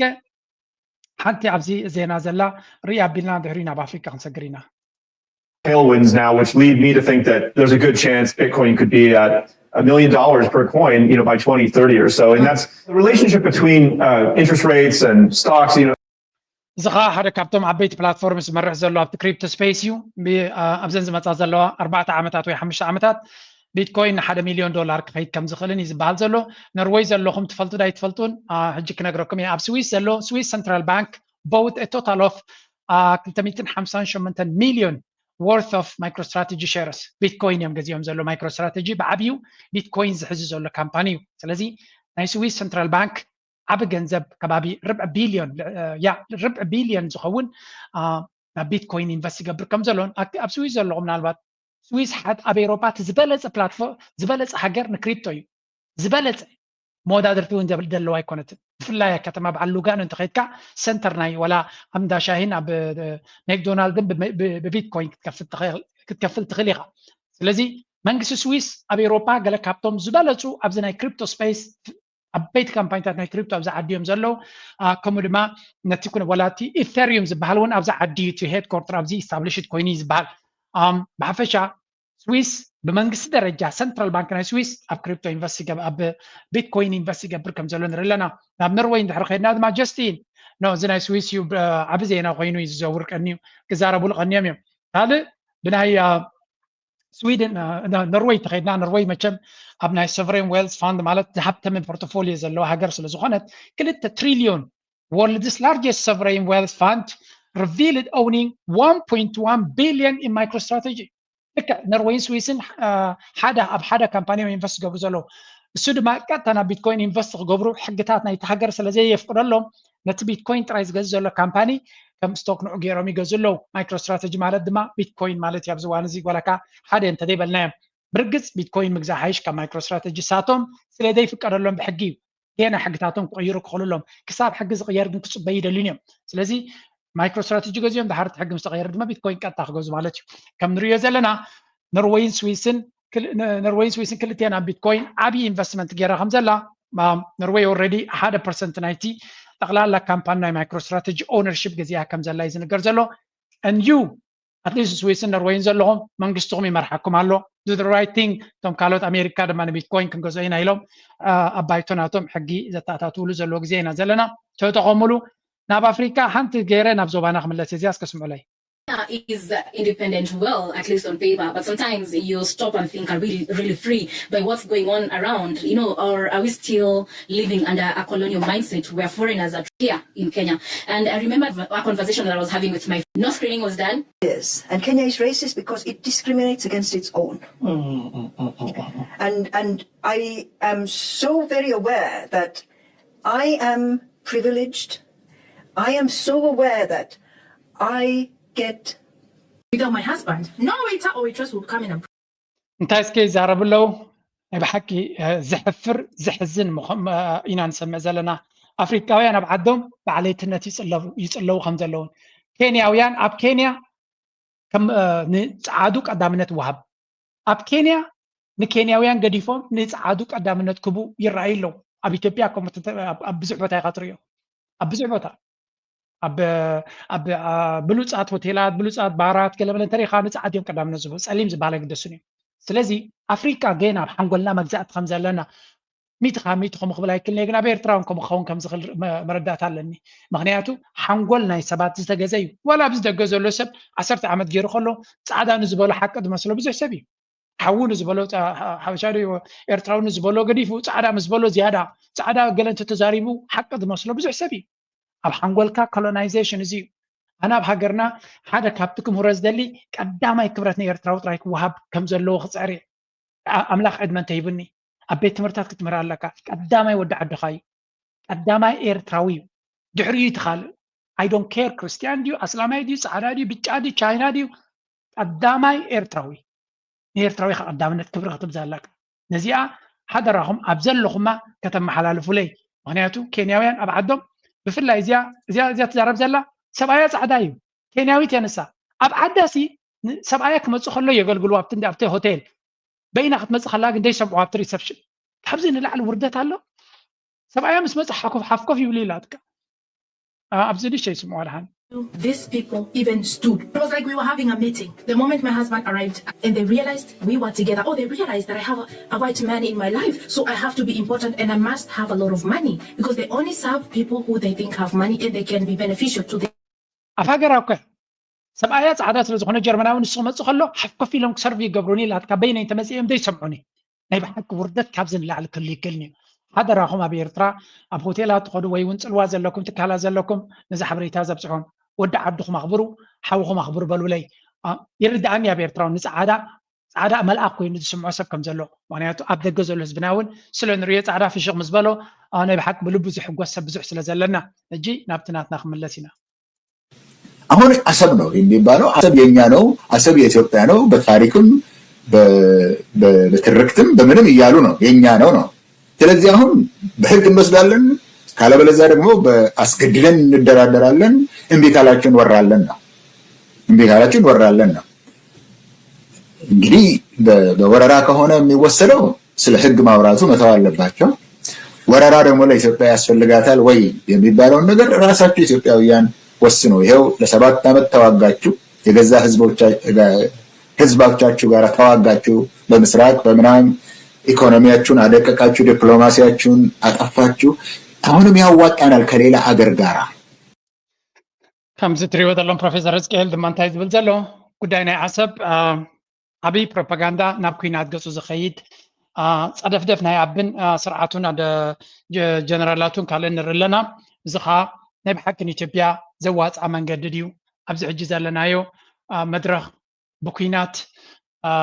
ዘዋፅኣና ድዩ ዘለናዮ ኩነታት ቀሊል ድዩ ኮይኑ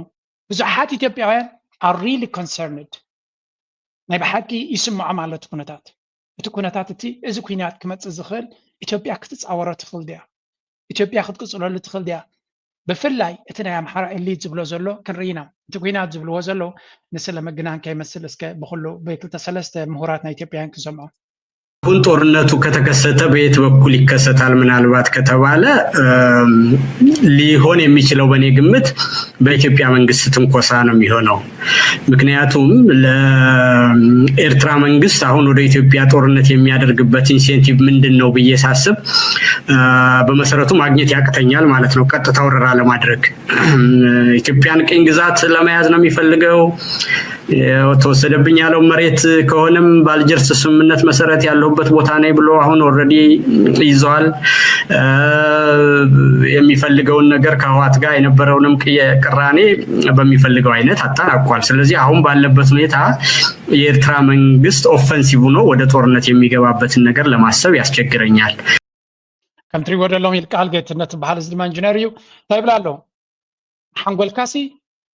ሳክት ብስምዒትን ብፅልእን ብሓሶትን ተደይመሊካዮ ኩናት ክጅምር ተኮይኑ መን ክጅምሮ ንጹር ይብላሉ ምክንያቱ ኤርትራ ወላ ሓንቲ ምክንያት የብላን ናብ ኢትዮጵያ ገፃ ወራር ክትገብር ትኽእለሉ ወይ ትግደደሉ መሬታት ኮይኑ ውዕል አልጀርስ ይበሃል ኣሎ ንዑግ ዝኽልክል ዝነበረ ሓይሊ ህወሓት እዩ ኣብ ድማ ተቐበሎ እዩ ስለዚ መሬቶም ሕጂ እዮም ክወፁ ፀኒሖም ክወፁ ዝኽእሉ እዮም መሬቶም ሕቶ ናይ መሬቶም ንኩናት ክወስዶም ኣይክእልን እዩ ህወሓት ተኾነ ምስ ህወሓት ቅይምቲ ኣለዎ ሕነ ወዲ ወይሱ ምስ ህወሓት ዓሪቑሎ ብኻልእ ድማ ኤርትራ ኩናት ክጅምረሉ ትኽእል ዝኾነ ይኹን ሪዝን የለን ስለዚ እንታይ እዮም ዝብሉ ኣብ መንጎ ኤርትራን ኢትዮጵያን ክግበር ዝኽእል ኩናት ኖ ኣብቲ ዓቢ ከበግሶ ዝኽእል ኩናት ኢና ክንብል ዘለና እምበር ኤርትራ ዝኾነ ይኹን ናይ ኩናት ኢንቴንሽን የብላ ክልተ ሳልሳይ ክንውስኽ ኢና እቲ ኩናት እንተጀሚሩ እንታይ ክኸውን ከም ዝኽእል ዝብልዎ ዘለዎ ብፍላይ ብወገን ኣምሓራ it's really interesting እቲ ናይ ኣምሓራ ኤሊት ዝብሎ ዘሎ that's why ንኢትዮጵያውያን ኣኪብካ ምፅራፍ ሓደገኛ ንብል ዘለና ብዙሓት ኤሊት ናይ ኣምሓራ ኣብ ጎንና ከም ዘለዉ ወይ እውን ምስትናትና ስነ መጎት ተኻዲዮም ከም ዘለዉ ስለዚ ኣብዚ ዋን እዚ ፖለቲካ ኣብዛ ሕጅን ፅባሕን እንታይ የርባሓኒ ዝያዳ ክትብል ዘለካ ድሕሪ 10 ዓመት ከጋጥሚ ካልኣርሲ ስትራቴጂካዊ ጠማምታና ካልእ ክኸውን ይኽእል ታክቲካሊ ሕጂ ኣብ ኩናት ክውሽ ስለዝደሊ ዘሎን ዝፅዕር ዘሎን ንሕና ኣብዚ ዋን እዚ ብኸመይ የዋፅኣና መን ምሳና ክኸውን ይኽእል መን ብዙሓት ሓይልታት ምሳና ከነምፅእ ንኽእል እምበር ኣንፃርና ንክኾኑ ክንደፊ የብልናን ብተደጋጋሚ ክብለኩም እየ በዚያ ነገር እዚያ ደስ ይብለኩም ኣለኹም ኣይደን እንታይ ወረዳታ ናትኩም ኣይርዳእኒ ኤርትራ ዝዋሓደ ፀላእን ዝነኣሰ ፀላእ ክልዋ ይንደልን እንዲና ዘይተርፍ ተኮይኑ ግን ኣብ በይኑ ክተርፍ ክኽእል ኣሎ ምስ ካድረታቱ ህዝቢ ኣምሓራ ኣብ ጎንና ክኾን ኣሎ ኣብዚያ ስምዕዎ ሕጂ ያለችው ኢትዮጵያና በመለስ ዜናዊ ጊዜ የነበረችው ኢትዮጵያ አንድ ናት ወይ ነው እሱም ነው ማየት ያለብን ሪሊ ልክ መለስ ዜናዊ እንዳሰለፈው በኤርትራ ኬዝ ኢትዮጵያን አንድ ላይ እንዳሰለፈው አሁንም እነዚህ ሰዎች አሰባሰብ ብለው የኢትዮጵያን በአንድ ላይ ማሰለፍ ይችላሉ ወይ ዛሬ እኮ በኢትዮጵያ ውስጥ ጦርነት በተባለ ጊዜ ሁሉ ለጦርነት ጥሪ በተነሳ ጊዜ ሁሉ ከፍተኛውን የሰው ኃይል የሚያበረክተውና በውጊያ ችሎታውም ሪሊ የኢትዮጵያ መከላከያ ሰራዊት ፋብሪክ የሆነው መሰረት የሆነው የአማራው ማህበረሰብ ከኢትዮጵያ መከላከያ ሰራዊት ጋር እኮ የተዋጋ ነው። ዛሬ እኮ እርስ በርስ እየተዋጋን ነው። አገር ውስጥ እርስ በርስ እየተዋጋን ነው። በህወሓት ጊዜ አገር ውስጥ እርስ በርስ እየተዋጋን አልነበረም። እንታይ ዝብል ዘሎ ብሓፈሻ أبي أحمد بزخونه يقول ملك أنا كوينات أواج ويبدأ بكوينات حسب كله بس ملس نفسك ولا هدر له بس عن شو من تنساك تشعزنا بري ملس قبل اللي يرترا كوينات كويش كله إثيوبياويان بفل لايدما أبتو كويناتتي أب كله كويناتنا إثيوبيا قد محجي حزب أمحران تنا أمحرا بهيرن أكيد تاسي فابريك سراوينا إثيوبيا بس كاب أمحرا فلي نتسيل كازر أين برانيل تاريخنا إثيوبيا بملو زي أب كله ولا بزنا يتقرأي ونتقولي أب كله خينيو سلازي نا إثيوبيا سراويت بزي أمحرا ترى كونس أمحرا أنت أركانا تواجه خلو كال سراويت هنيسكا نابير تراجيسكا تفرس كتحاسبه كمان كبيري بلال كتحاسبه هيكونن كتجبره كتحاسبه كبيري بس عادي من المخروز اللي غمز سمعوها كالي تزب لاخات سمعوها ذا كلتا نقراتين ታሪግን ከህወሓት ጋር ታሪግን እርስ በርስ እየተዋጋን ነው። ትግራይ አገር ይሁን ወይስ ሪጅን ምንድነው አንድ ክልል አይታወቅም። ኦሮሚያ ምን አይነት ሀገር እንደሆነ ይሄ ነው ብለህ መናገር አትችልም። ይህን የመሰለ በታሪካችን በፍጹም አይተነውም ሰምተነውም የማናውቀው የፖለቲካና ማህበራዊ ቀውስ በሶስት ክልሎች ውስጥ እያየን እንዴት አድርገን ነው ከውጭ ሀገር በጣም ዩኒፋይድ ከሆነና አገሬን ሲባል ከሰሜን አሜሪካ እስከ ታች አውስትራሊያ ከካሊፎርኒያ እስከ ለንደን ያለው ኤርትራዊ ሁሉ ኤርትራዊ ሲባል ነው ልዩነት የላቸውም። ታውቃለህ በፍጹም ኤርትራውያን ኤርትራ በሚባለው ጥያቄ ነገ አገር ስቴት ውድ ላይ ጥያቄ የላቸው። ኢትዮጵያ ግን የተለያየን እዚኣ ተዘርባ ስለዚህ ኣምሓራ ኣብ ነፍሱ ዝኸኣለ ዲቕ ዝበለ ኩናት ኣንጻር ኣቤ ኣብ ዝገብረሉ ዘሎ ትግራይ ሃገር ድዩ ክልል ድዩ እንታይ እዩ መጻኢ ናይ ትግራይ ኣብ ዘይፍለጠሉ ዘሎ ኩነታት ኩናት ካብ ሎሚ ንፅባሕ ዘይጅምር ኣብ ዝበሃለሉ ዘሎ ኩነታት ተርዲኹምለኹም ናይ ብሓቂ መረዳእታ ዘይብሉ ኦሮሞ ሃገር ድዩ ዝኸውን ዘሎ ነቲ ኢትዮጵያ ድዩ ዝትክእ ዘሎ ንበይኑ እንታይ ዝኸውን ዘሎ ዘይፍለጥ ኣብ ከምዚ ኩነታት ዘሎ ንሓደ ኤርትራ ዝበሃል ክትወርር ኤርትራዊ ድማ ሃገርካን ልውላውነትካን ድሕሪ ኢልካዮ ለንደን ይሃሉ ዓዲ እንግሊዝ ይሃሉ ኣሜሪካ ይሃሉ ካሊፎርኒያ ይሃሉ ኣስትሬልያ ይሃሉ ኤሮፓ ይሃሉ ስዑድያ ይሃሉ ዱባይ ይሃሉ ኣብ ጎኒ ሃገሩ ደው ዝብል ምስያቶም ዘዋፅእ ኣይኮነን ዝሕሰብ እውን ኣይኮነን ዝብል ዘሎ ሓደ በሉለይ እቲ ኩነታት ፅቡቅ እዩ ከምዚ ኢሎም ዝምስክሩልና ነቶም ህዝቢ ኢትዮጵያ ከምዚ ኢሉ ዝእምነላ ኢና ንደሊ ዘለና ምክንያቱ ሚስ ካልኩሌሽን ኣይንደልና ደለና ተጋጊዮም መፅኦም ክንስዕሮም ኣይደልን እያ ኩናት ክመፅእ ዘይደላነ ምክንያቱ ኩናት ዕንወት ስለ ዘምፃልና ዝኣክል ዕንወት ተመክሮኻ ስለ ዘለና ነዚኣቶም ስዒርና ንረኽቦ ወርቂ መዳልያ የለን ካልእ ኣብ ዝስምዑ ብዙሓት እዮም ከምኡ ዝብልዎ ዘሎ ዝሰምዕ እንድሕሪ ኮይኑ ዝሰምዕ ሰብ ግን ኣይኮነን ኣብዚ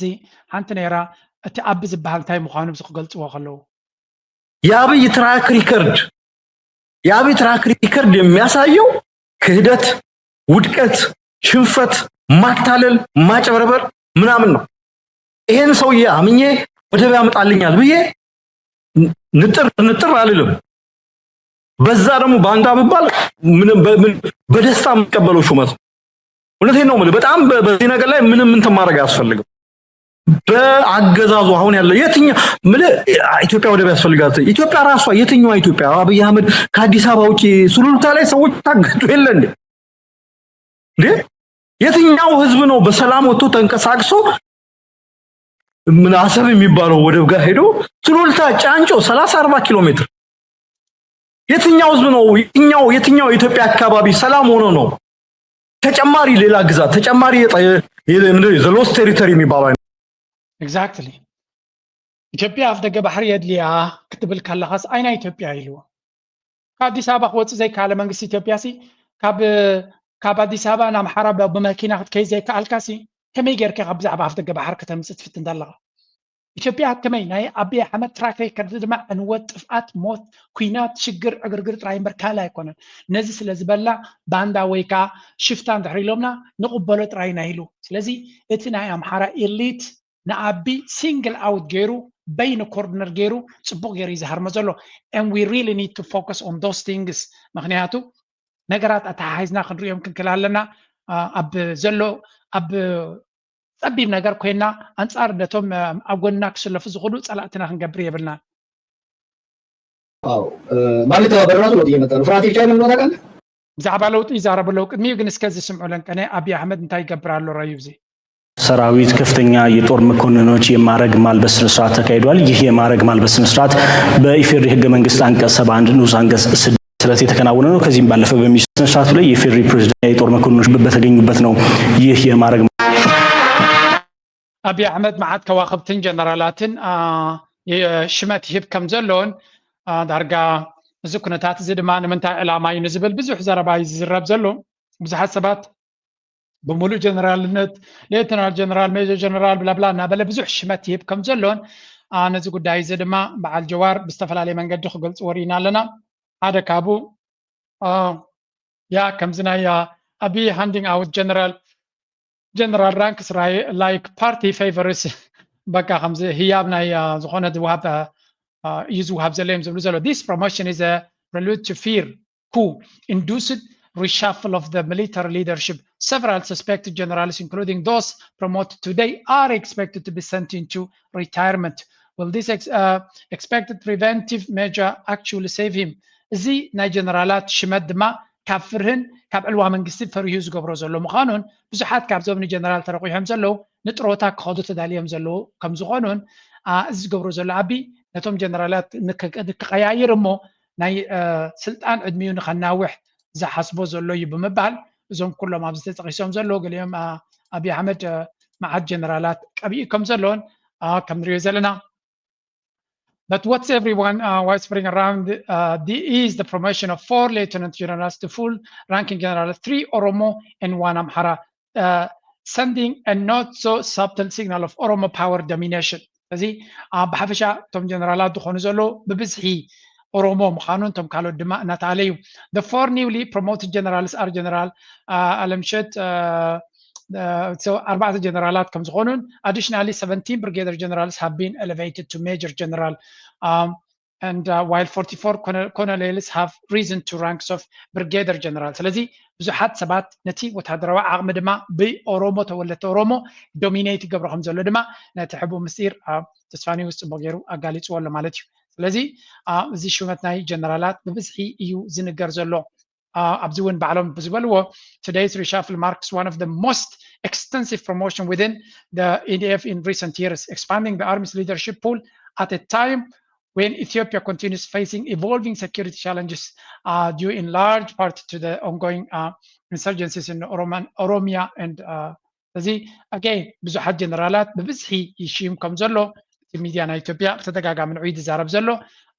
ከም ንሪኦ ዘለና ድማ እቲ ታክቲክ ንዝተፈላለየ ዕላማ እዩ። ካልኦት እውን ናይ ትግራይ ሚድያ ነዚ ኩነታት እዚ ብኸመይ ከንብብዎ ሰሚዐ ኣለኹ። ኣብዚያ እስከስምዕዎም ንምንታይ እዩ ከም ዝገብር ዘሎ አብይ አሕመድ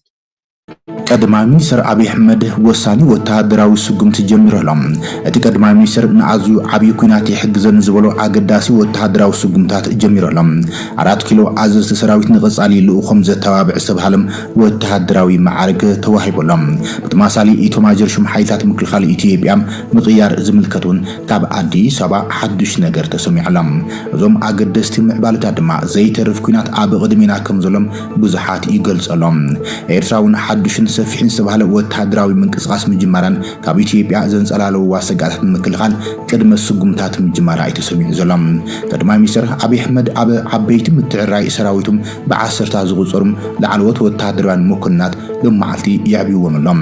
እቲ ቀዳማይ ሚኒስትር ብድምር 66 መኮንናት ናብ ዝለዓለ ወታደራዊ ማዕርግ ስርዓተ መሰረት ከብኣቢልዎም ኣሎም እቲ ዝርዝር መኮንናት ንፕሬዚደንት ታየ አስቀስላሴ ቀሪብሎም ነቶም ዕቤት ኣዘዝቲ ሰራዊት ድማ ኣጽዲቆሞ ብመዓልቲ እቲ ስነ ስርዓት ተኻይደሎም ኣብ ላዕሊ ድማ 4 ላዕለዎት ሓለፍቲ ናብ ማዕርግ ሙሉእ ጀነራል ደይቦም ኣሎም ንሳቶም ድማ ሌተናል ጀነራል አለምሸት ደግፌ፣ ሌተናል ጀነራል ደስታ አቢች፣ ሌተናል ጀነራል ይመር መኮንን፣ ሌተናል ጀነራል ደሪባ መኮንን ዝተባሃሉ እዮም። ካልኦት ክልተ ሜጀር ጀነራላት ድማ ሜጀር ጀነራል ከፍ ያለው ዓምዲ ተሰማን ሜጀር ጀነራል ክንዲ ጎዙን ተገኘን ናብ ማዕርግ ሌተናል ጀነራልነት ደይቦም ኣሎም። ብርጋዴር ጀነራል ታደሰ አሜሎ ሲየሳ ከም ንሪኦ ዘለና እቲ ኩነታት ነዚ ክመስል ከሎ ኣብ ባይታ ግን ሰራዊት ናይ ኢትዮጵያ ብሸነ ክድከርን ክማረኽን ጥራይና ንሪኦ ዘለና ዝኾነ ይኹን ለውጢ ኣንጻር ኣምሓራ ይኹን ኣንጻር ፋኖ ዝኾነ ይኹን ለውጢ ዘምፅአ ኣካይዳ ከይዲ ይፈልጥን እዩ። ስለዚ እዚ ናይ ጀነራላት ሸበድበድናቱ ኣካል ናይቲ ብዙሕ ግዜ ንመርኣያ ንሸው ዝገብርዎ ነገር እዩ እምበርካ ብሓሊፍካ ፍሉይ ነገር ክኸውን ኣይክእልን እዩ።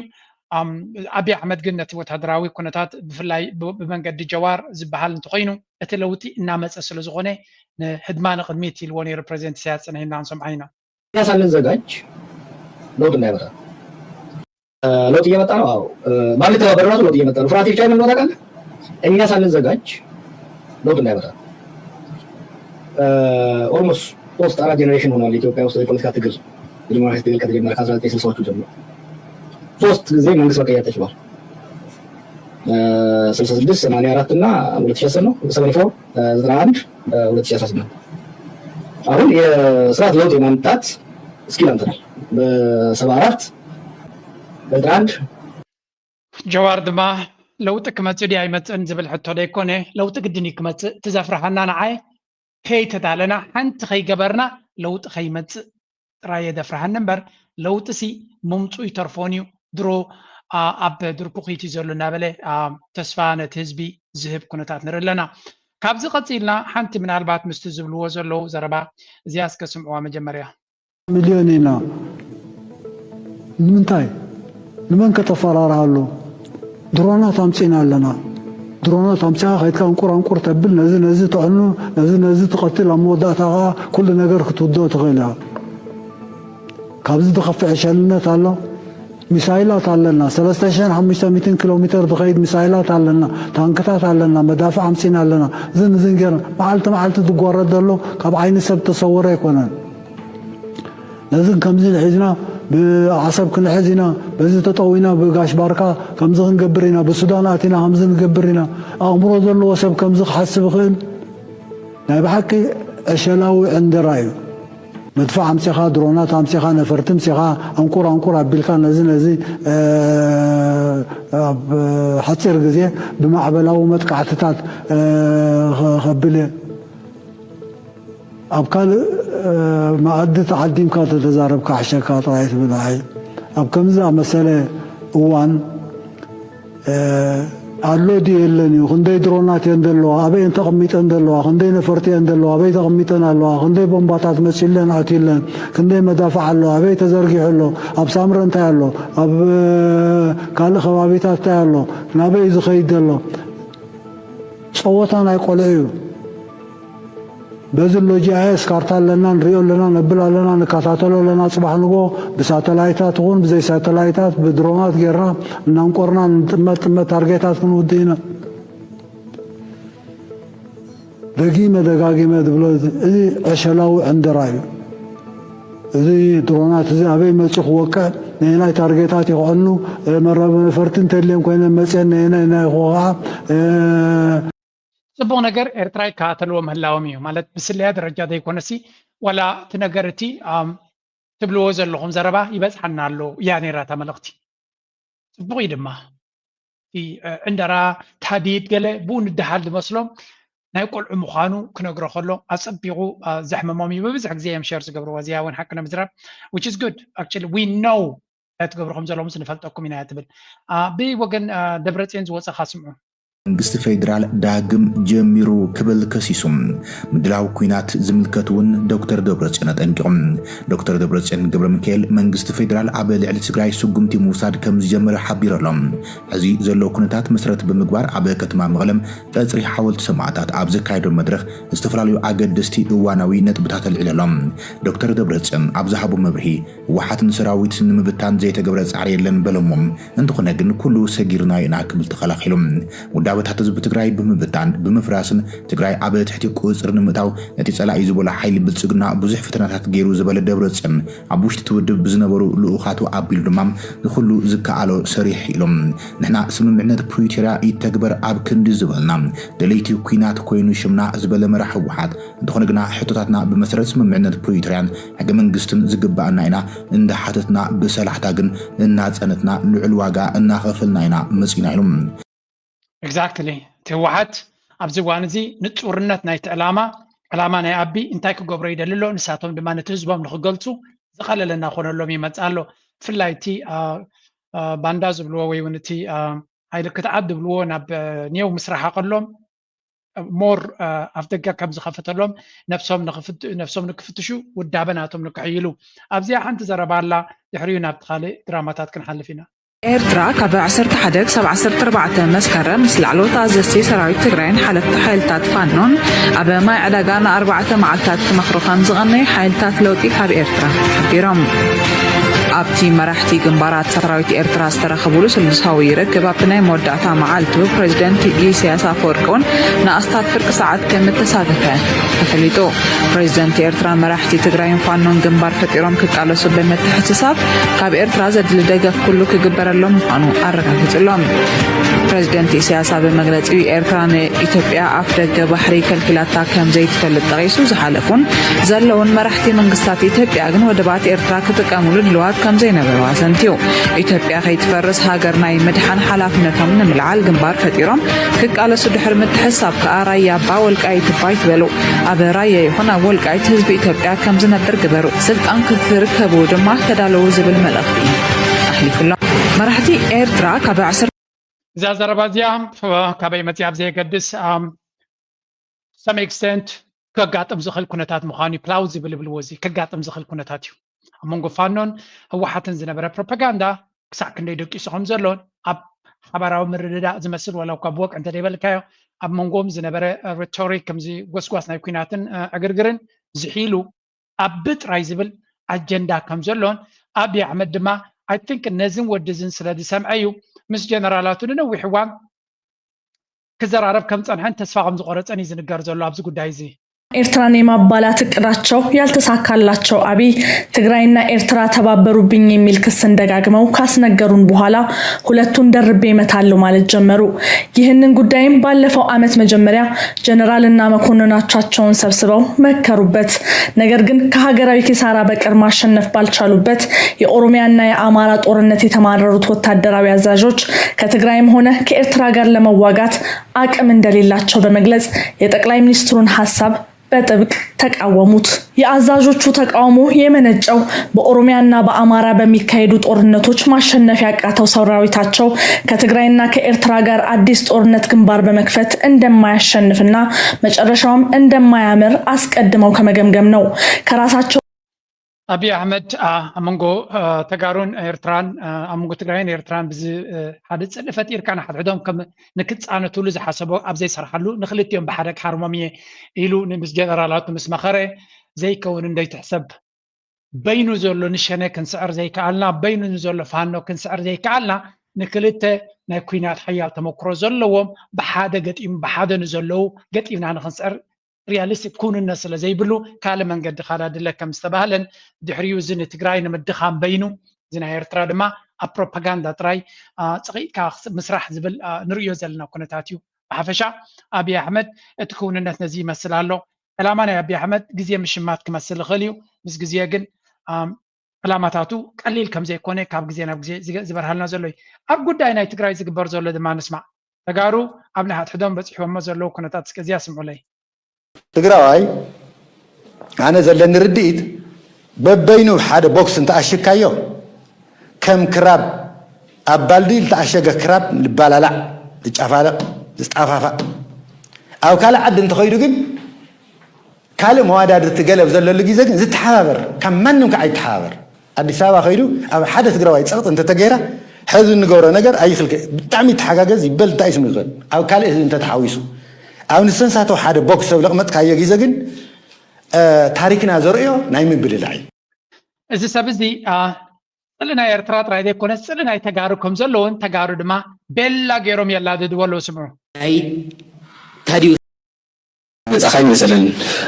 ኣውጊዕኻ ምስ ወዳእኻስ እንታይ ተሰሚዕካ ክብለካ ዝደሊ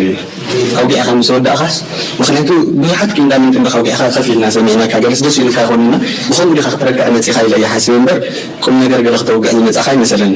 ካብኡ ናብ ሓሳበይ ክቕፅል ከለኹ ማለት ኣብኡ ካብ ርህርሆት ዝረኣኽቦ ነገር ማለት እዩ ወዲ ሰብ ኣእምሮ ዝበሃል ክባር ነገር እኒኦ መሕሰብ እዩ ዝጥቀመሉ ዶክተር ቂንጣሚንቲ ኢንፎርሜሽን ከም ዊኪፒድያ መሊእኻ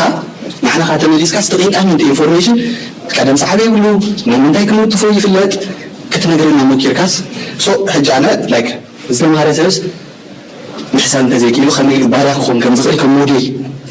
ከም ሞዴል ተቃስተ ተባሂለ ክጠቕሱ ዝኽእል ሰብ ረኺበ ኢለ ድሕሪ ሕዚ ከምህር ዝኽእል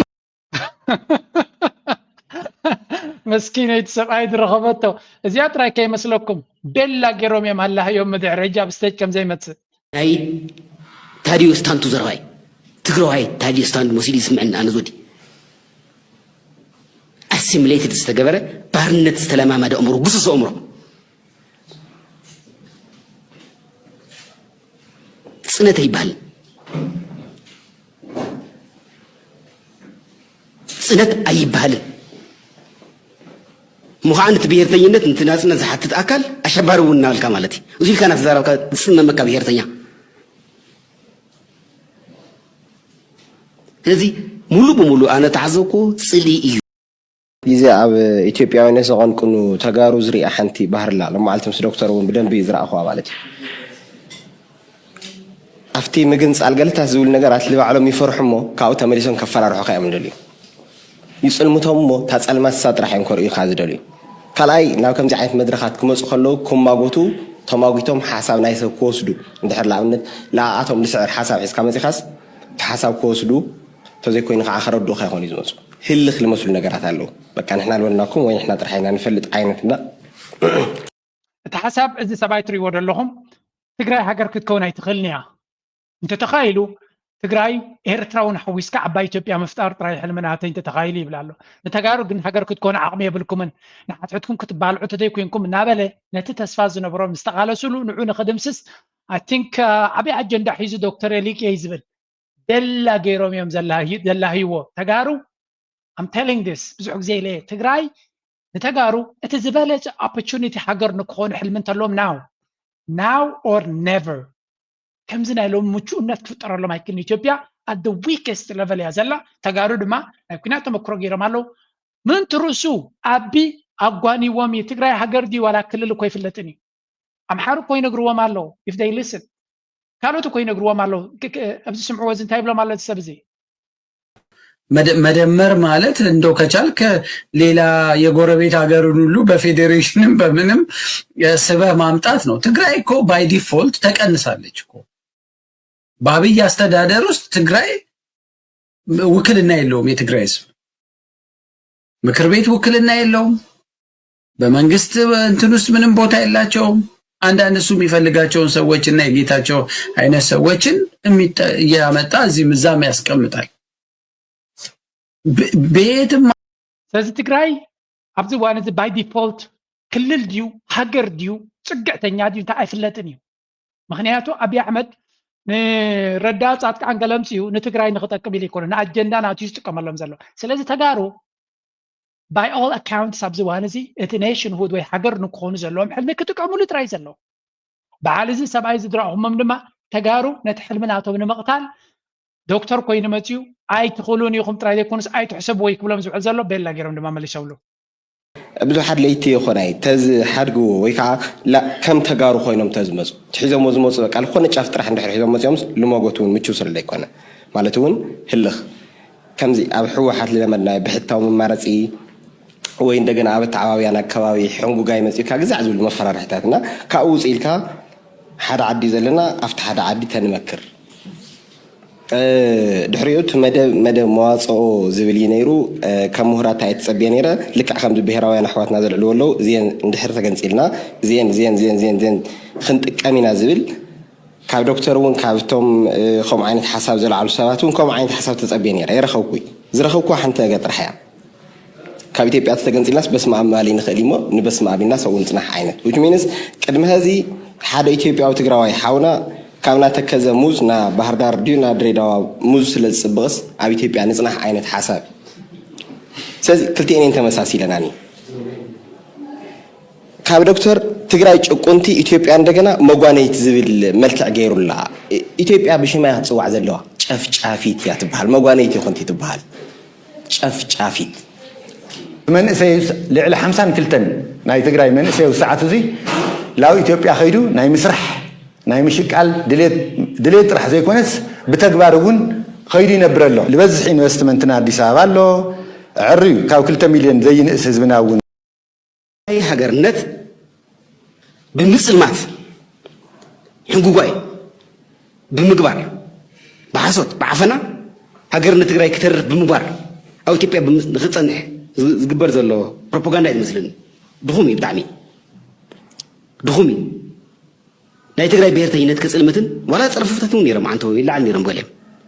ቁምጥና ገለ ዛዕቢባ ነይሩ ኣነ ክደግሞ ዘይደሊ ማለት እዩ ብዚ መንገዲ ነቲ ብሔርተኝነት ምግላፅ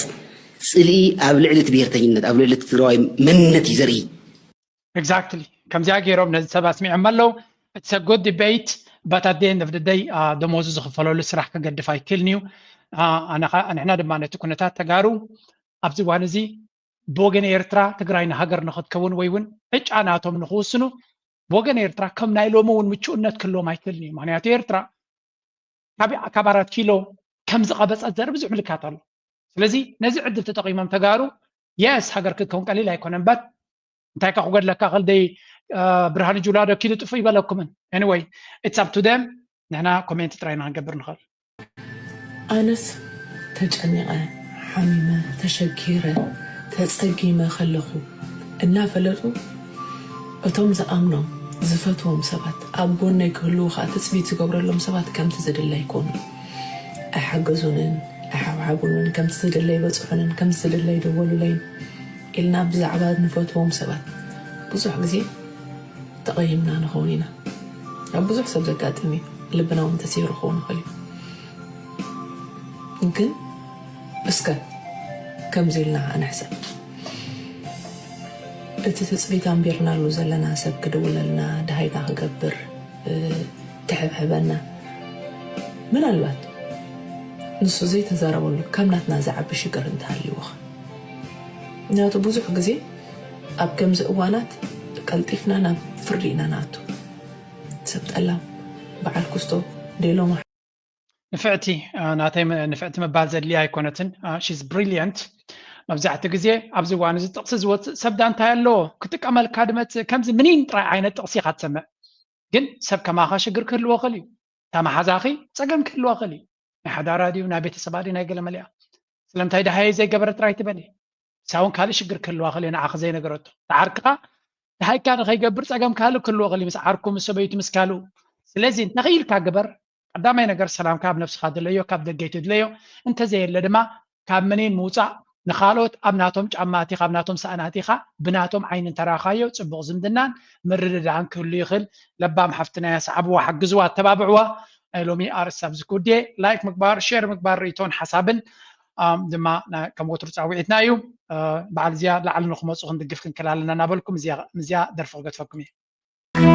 ሳዕደይ ዝፈለጣተሎ ተበራበር ዓነ ኣሕበሎ ለምለም ዓደይ ዘይረኣየተሎ ጀናቕያ ሃፍራ ብተፈቱ ተሰዊዖም ንሓንቲ ኤሪትራ